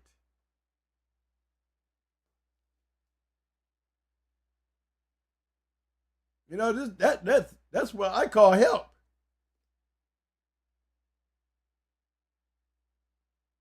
But I would know right off the bat that, you know, these dogs really don't produce. Let me show you. It's almost like dealing with Walk-A-Mall.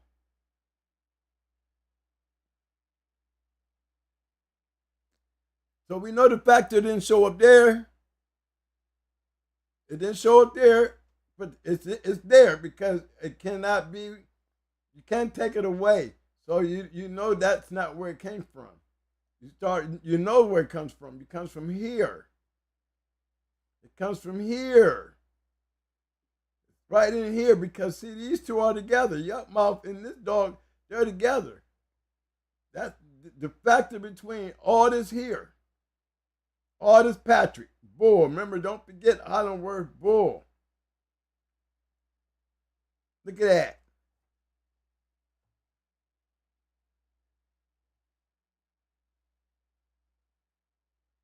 Still dealing with Bolio. Still dealing with Bolio, but now you're adding the tombstone, something that you'll find in the Boyle's dogs again. The genetics. Oh, see it? There go Bull Boy Bob and the Bolio. There go Little Tater.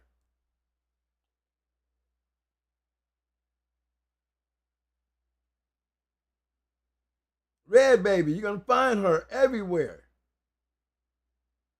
What made her such a special dog? You're going to find her in the buck stuff too.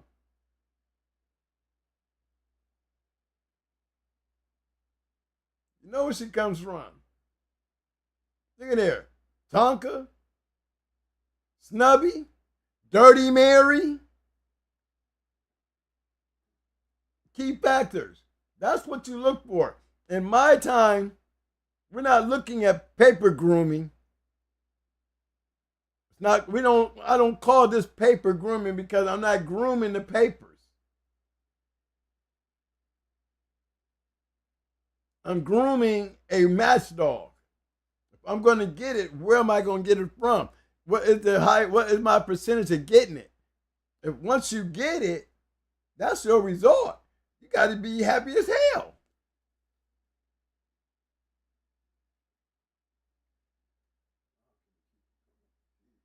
You know, if I was, back in my time, I would be breeding him. I'd reach out and look for these type of dogs. I got a better chance of having something worth feeding. And not just because I got a pretty pedigree, but it lines up what works over here with us.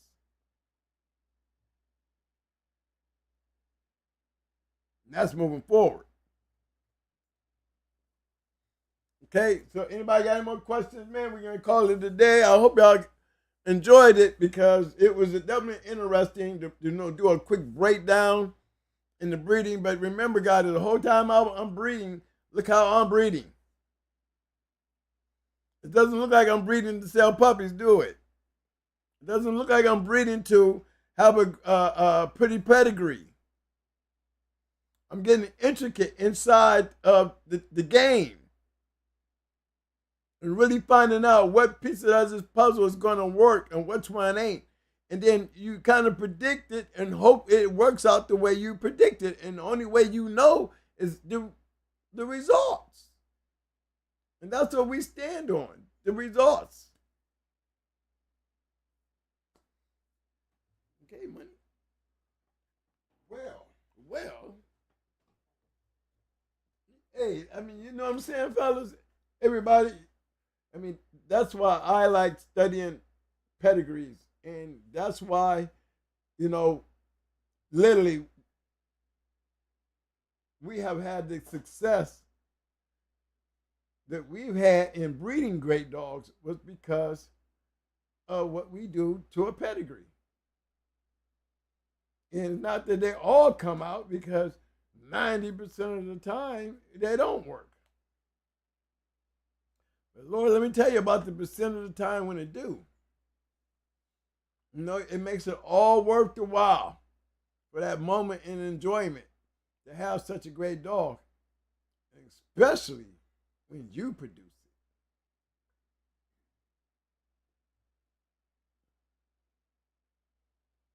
All right, fellas. I appreciate everybody who participated in the poll tonight. Really, really appreciate it. We had 137 voters tonight. Man. The poll question was, can the game American Pit Bull Terrier of the past be changed going into the future through breeding? we had 76% that said yes and 24% that said no. Not bad, gentlemen. Not bad. I'm still not understanding, the no part, because it wasn't really a trick question. Right. It means in true reality, whether you're doing it over here to do this or doing it over here to do that, y'all still carrying the same. You still go by the same particular format. It really does. If you go back and just replay the video, all I ask is go back and replay what Mike brought to the table. Rethink it, because I know a lot of y'all, if y'all had a chance to do it again, y'all would have changed it. And for those who, just come at it with a different approach, you will miss it. But go back in, think about it. We're trying to get Master Dog. Y'all trying to get Show Dogs. There's a way to get there in both aspects. And he definitely said it from the past to the future. From the past to the future. Same thing. Either way, because y'all go back there, you wouldn't brag about Walking On, they have shit back there. So don't even try that shit. And I'm not just talking about Walking On in particular, I'm talking about the fact that we got Walking On stuff. I've dealt with Walking On, and I'm just telling you, if you wanted to see it work, I'm showing you how it works. The only time I've ever seen it work. Anybody want to challenge that? I'm telling you, I'm giving you all the opportunity. But if you really want to see it work, find out what made it work, then you know what to use. Okay? I mean, this is what I'm saying. If it was me, back in my time, I see what I could do to make it work. Then with the Frisco stuff, I see what you could do to make it work. I mean, in my aspect, in my standards of my world, you know what I'm saying? That's what I'm at. That part.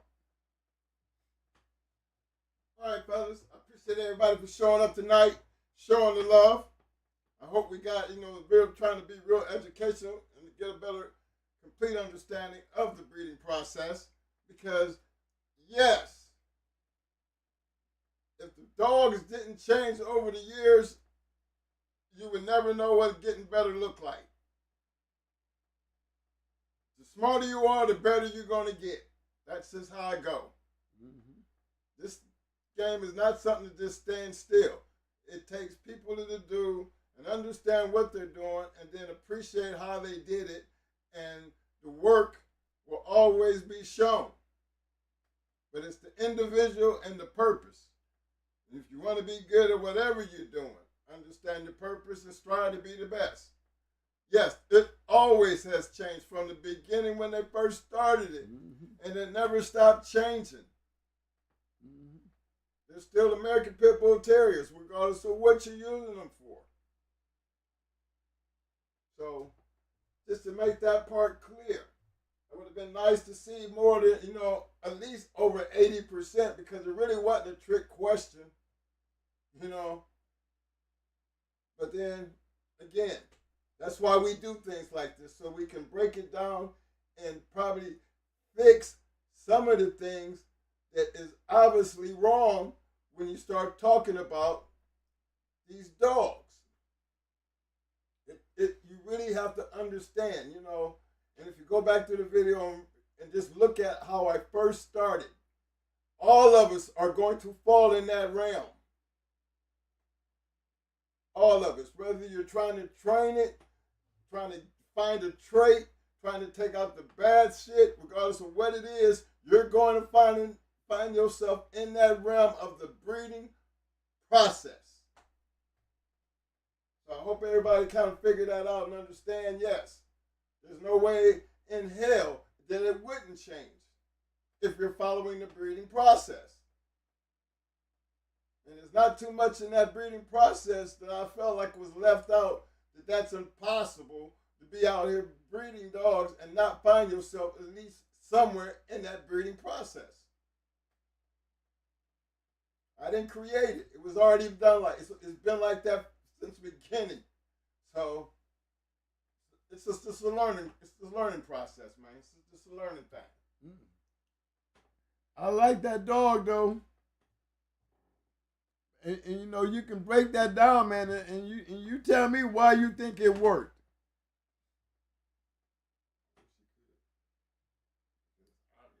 I mean, you know what I'm saying? If you were to really study that thing, you know, I know this line pretty well. What was the key factor in here for this to work? It was the bottom.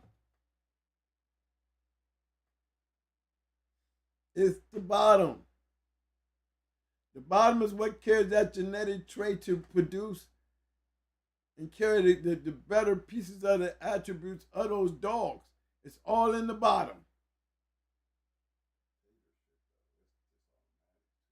Yeah, but when you say tater, we talking about little tater here, right? This whole bottom is little tater.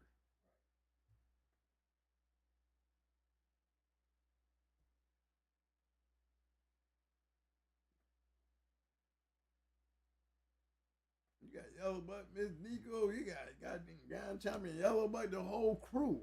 Ruck, Buckus, everybody. I mean, you even got the goddamn West Penn in them. You know what I'm saying? Or Pennsylvania West Penn. In Mayday.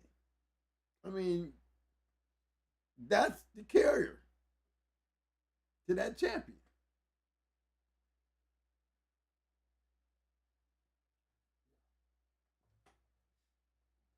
All right, fellas, y'all need to help me out here. Y'all need to help me out here. If this show tonight was at least worthy of something, I mean, I just want to be worthy of some damn thumbs up, thumbs up. Give me the thumbs up, man. Thumbs up. The bust down. We did the bust down. Muscles. Muscles. Muscles. Now, give us some damn roses. Kicking in the Bucks, y'all. We in the playoffs. Roses. We're in the playoffs. We need them damn roses. Show some love, fellas. Show some love. Hey, I really appreciated that participation. Itchy. I like that in you, man. You know, I wish I could keep be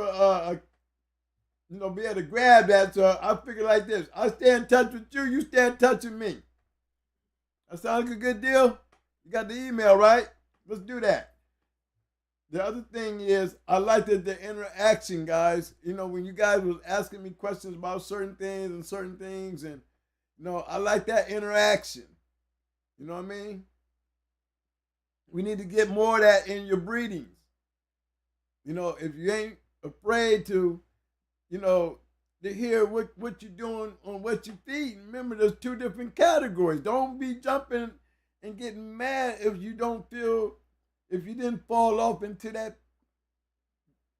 where we playing at. You may be playing in a different direction. We might not find that in what you're doing, but that's because it's not what you're doing.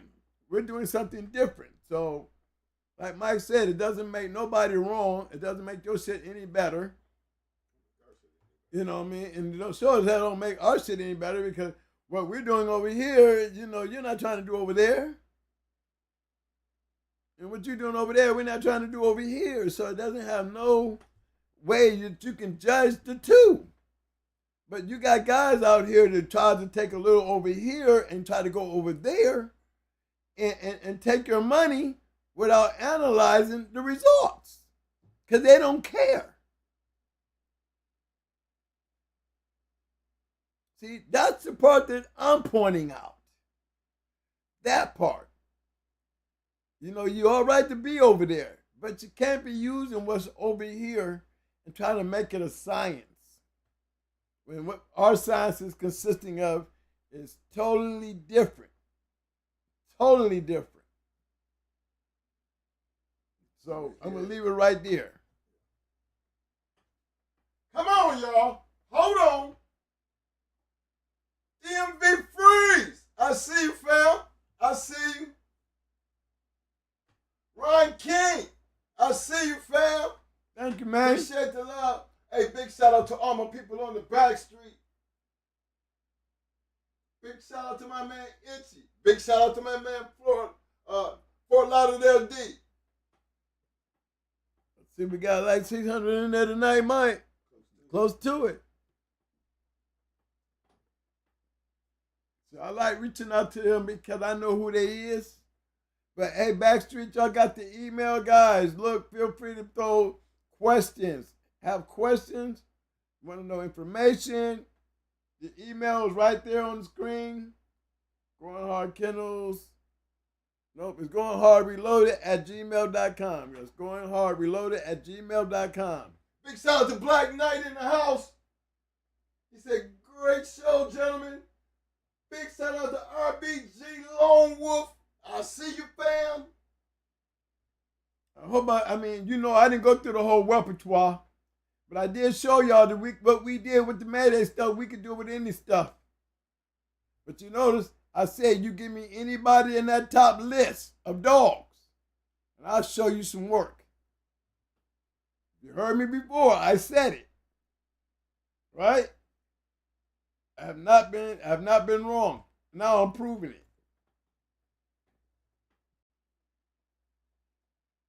Itchy! Coming through with the big 20-piece show on the left. Well, Itchy, goddammit, you just start throwing this pedigree up here, you probably can get it back, baby. You start putting that pedigree up there, baby boy, you might be getting that back easily. You got some attention tonight, friend. Big shout out to Big D, I see you, fam. Just remember, man, you know what the secret to that is, to reproducing it. Build on it, because you can't take one without the other. It all got to come together, but know where it's at. Play on where it's at. Doesn't even hurt to throw some other shit across it. Whatever works. Hey, man, y'all don't forget to hit that like button. Don't forget to hit that like button.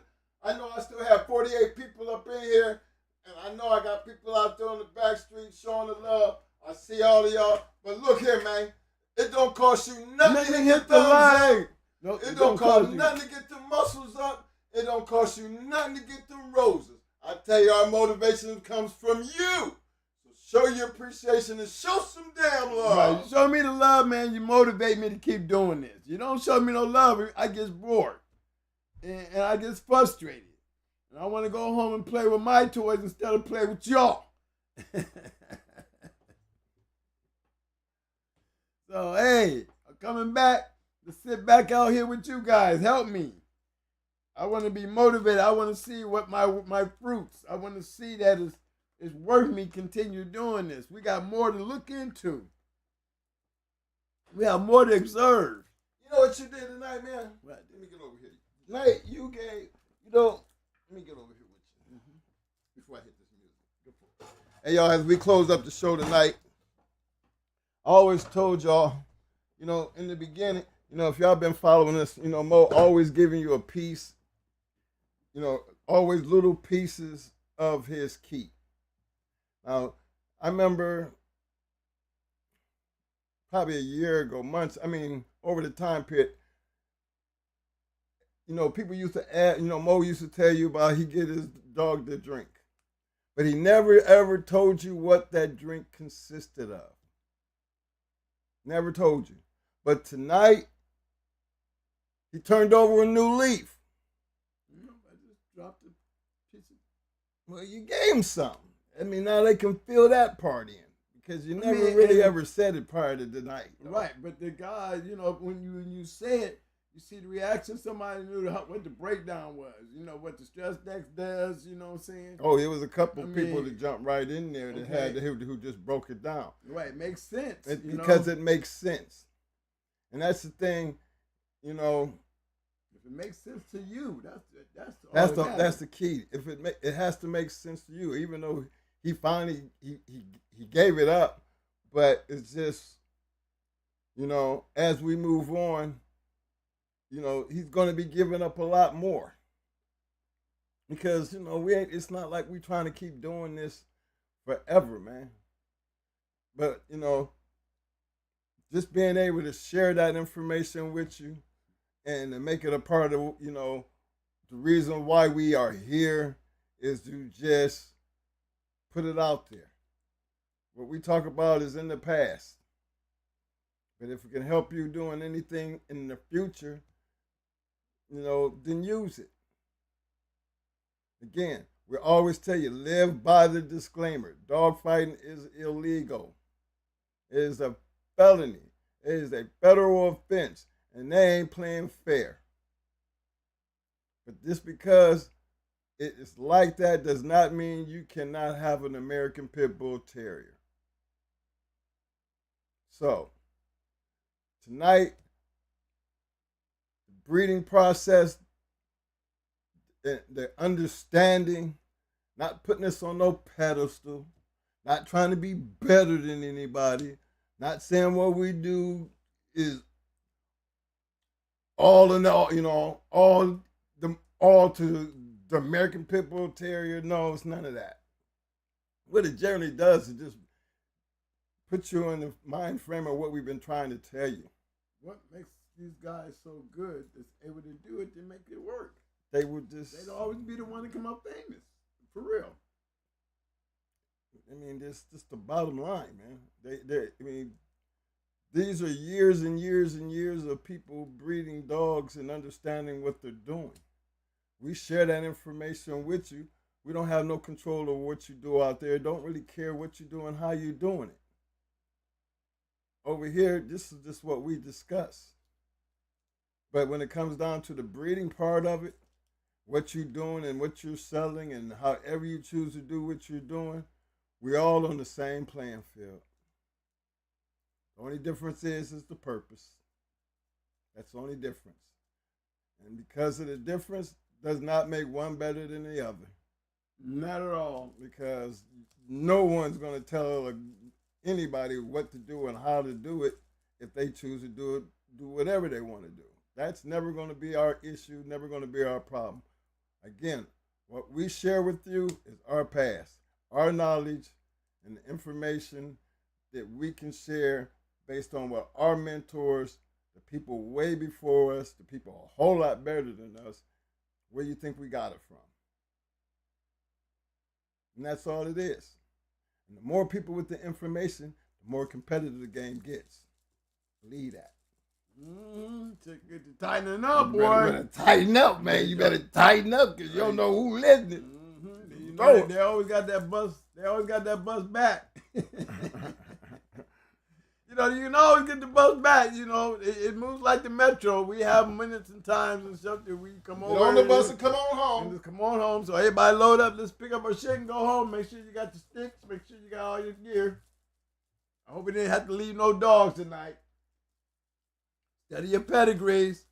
See if you can find something familiar in there. If you got too much black, don't worry, there's hope.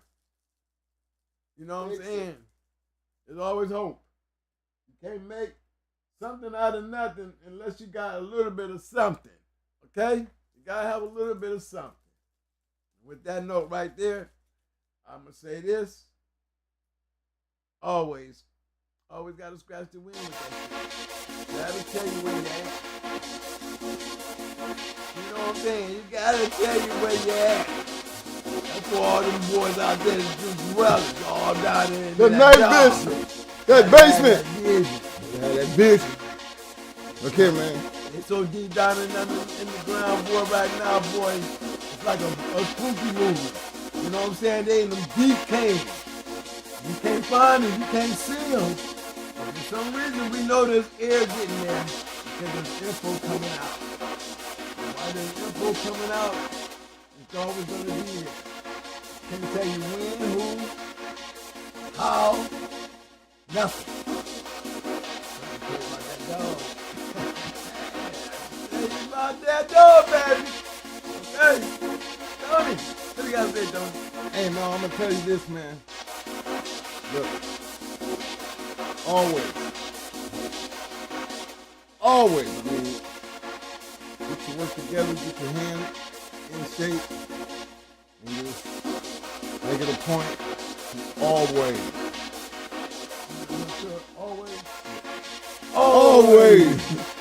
Scratch the wind. I'm like, man, you going with this little soft shit, man. What the fuck? Hey, you know what you need to be doing? right, you get down on the bus, you get back over here to the crib.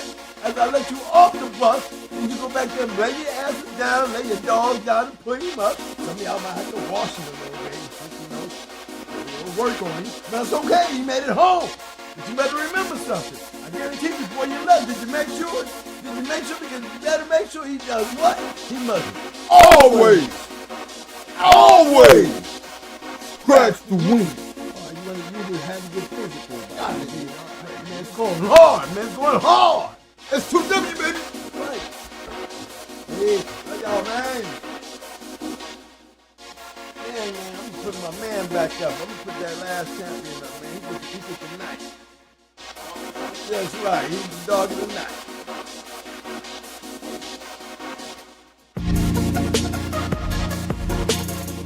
I gotta find him. Yeah.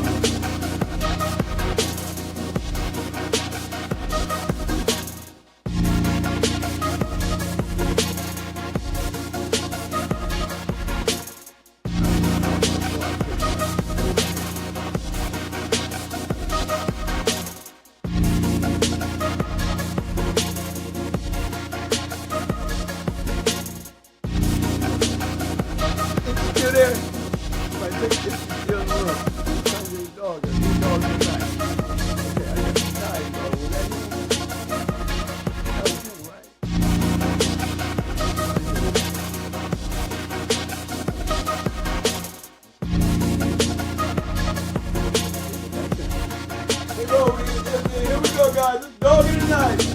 Dog of the night, right here, baby. Dig it.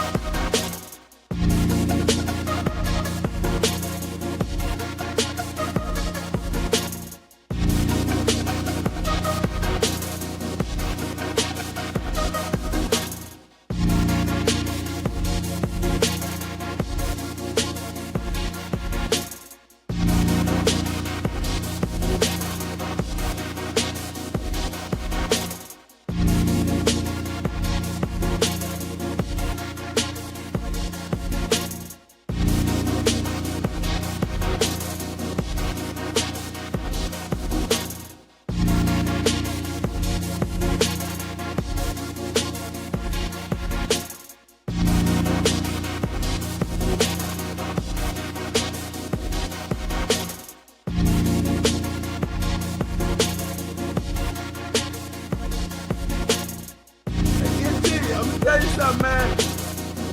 I'm trying to tell you, it. You need to answer, man. Walk them on through that shit, man. I'm trying to tell you, man, it makes a difference. It makes a difference, baby. It needs our help. It does need our help. And we showing them that it worked. We're showing them that it worked, baby. You got the perfect lineup.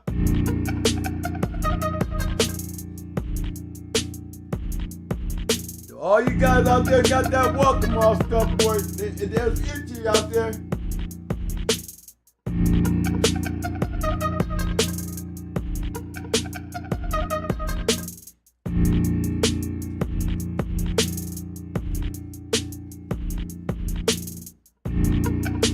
Nice red dog, I like it. Good dog of the night.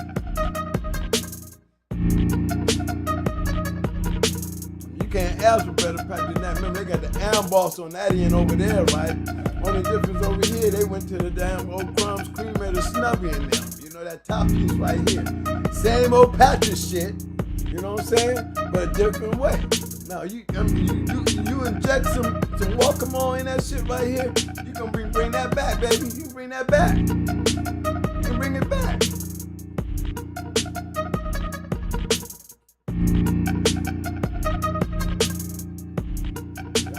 Good ones, but you know,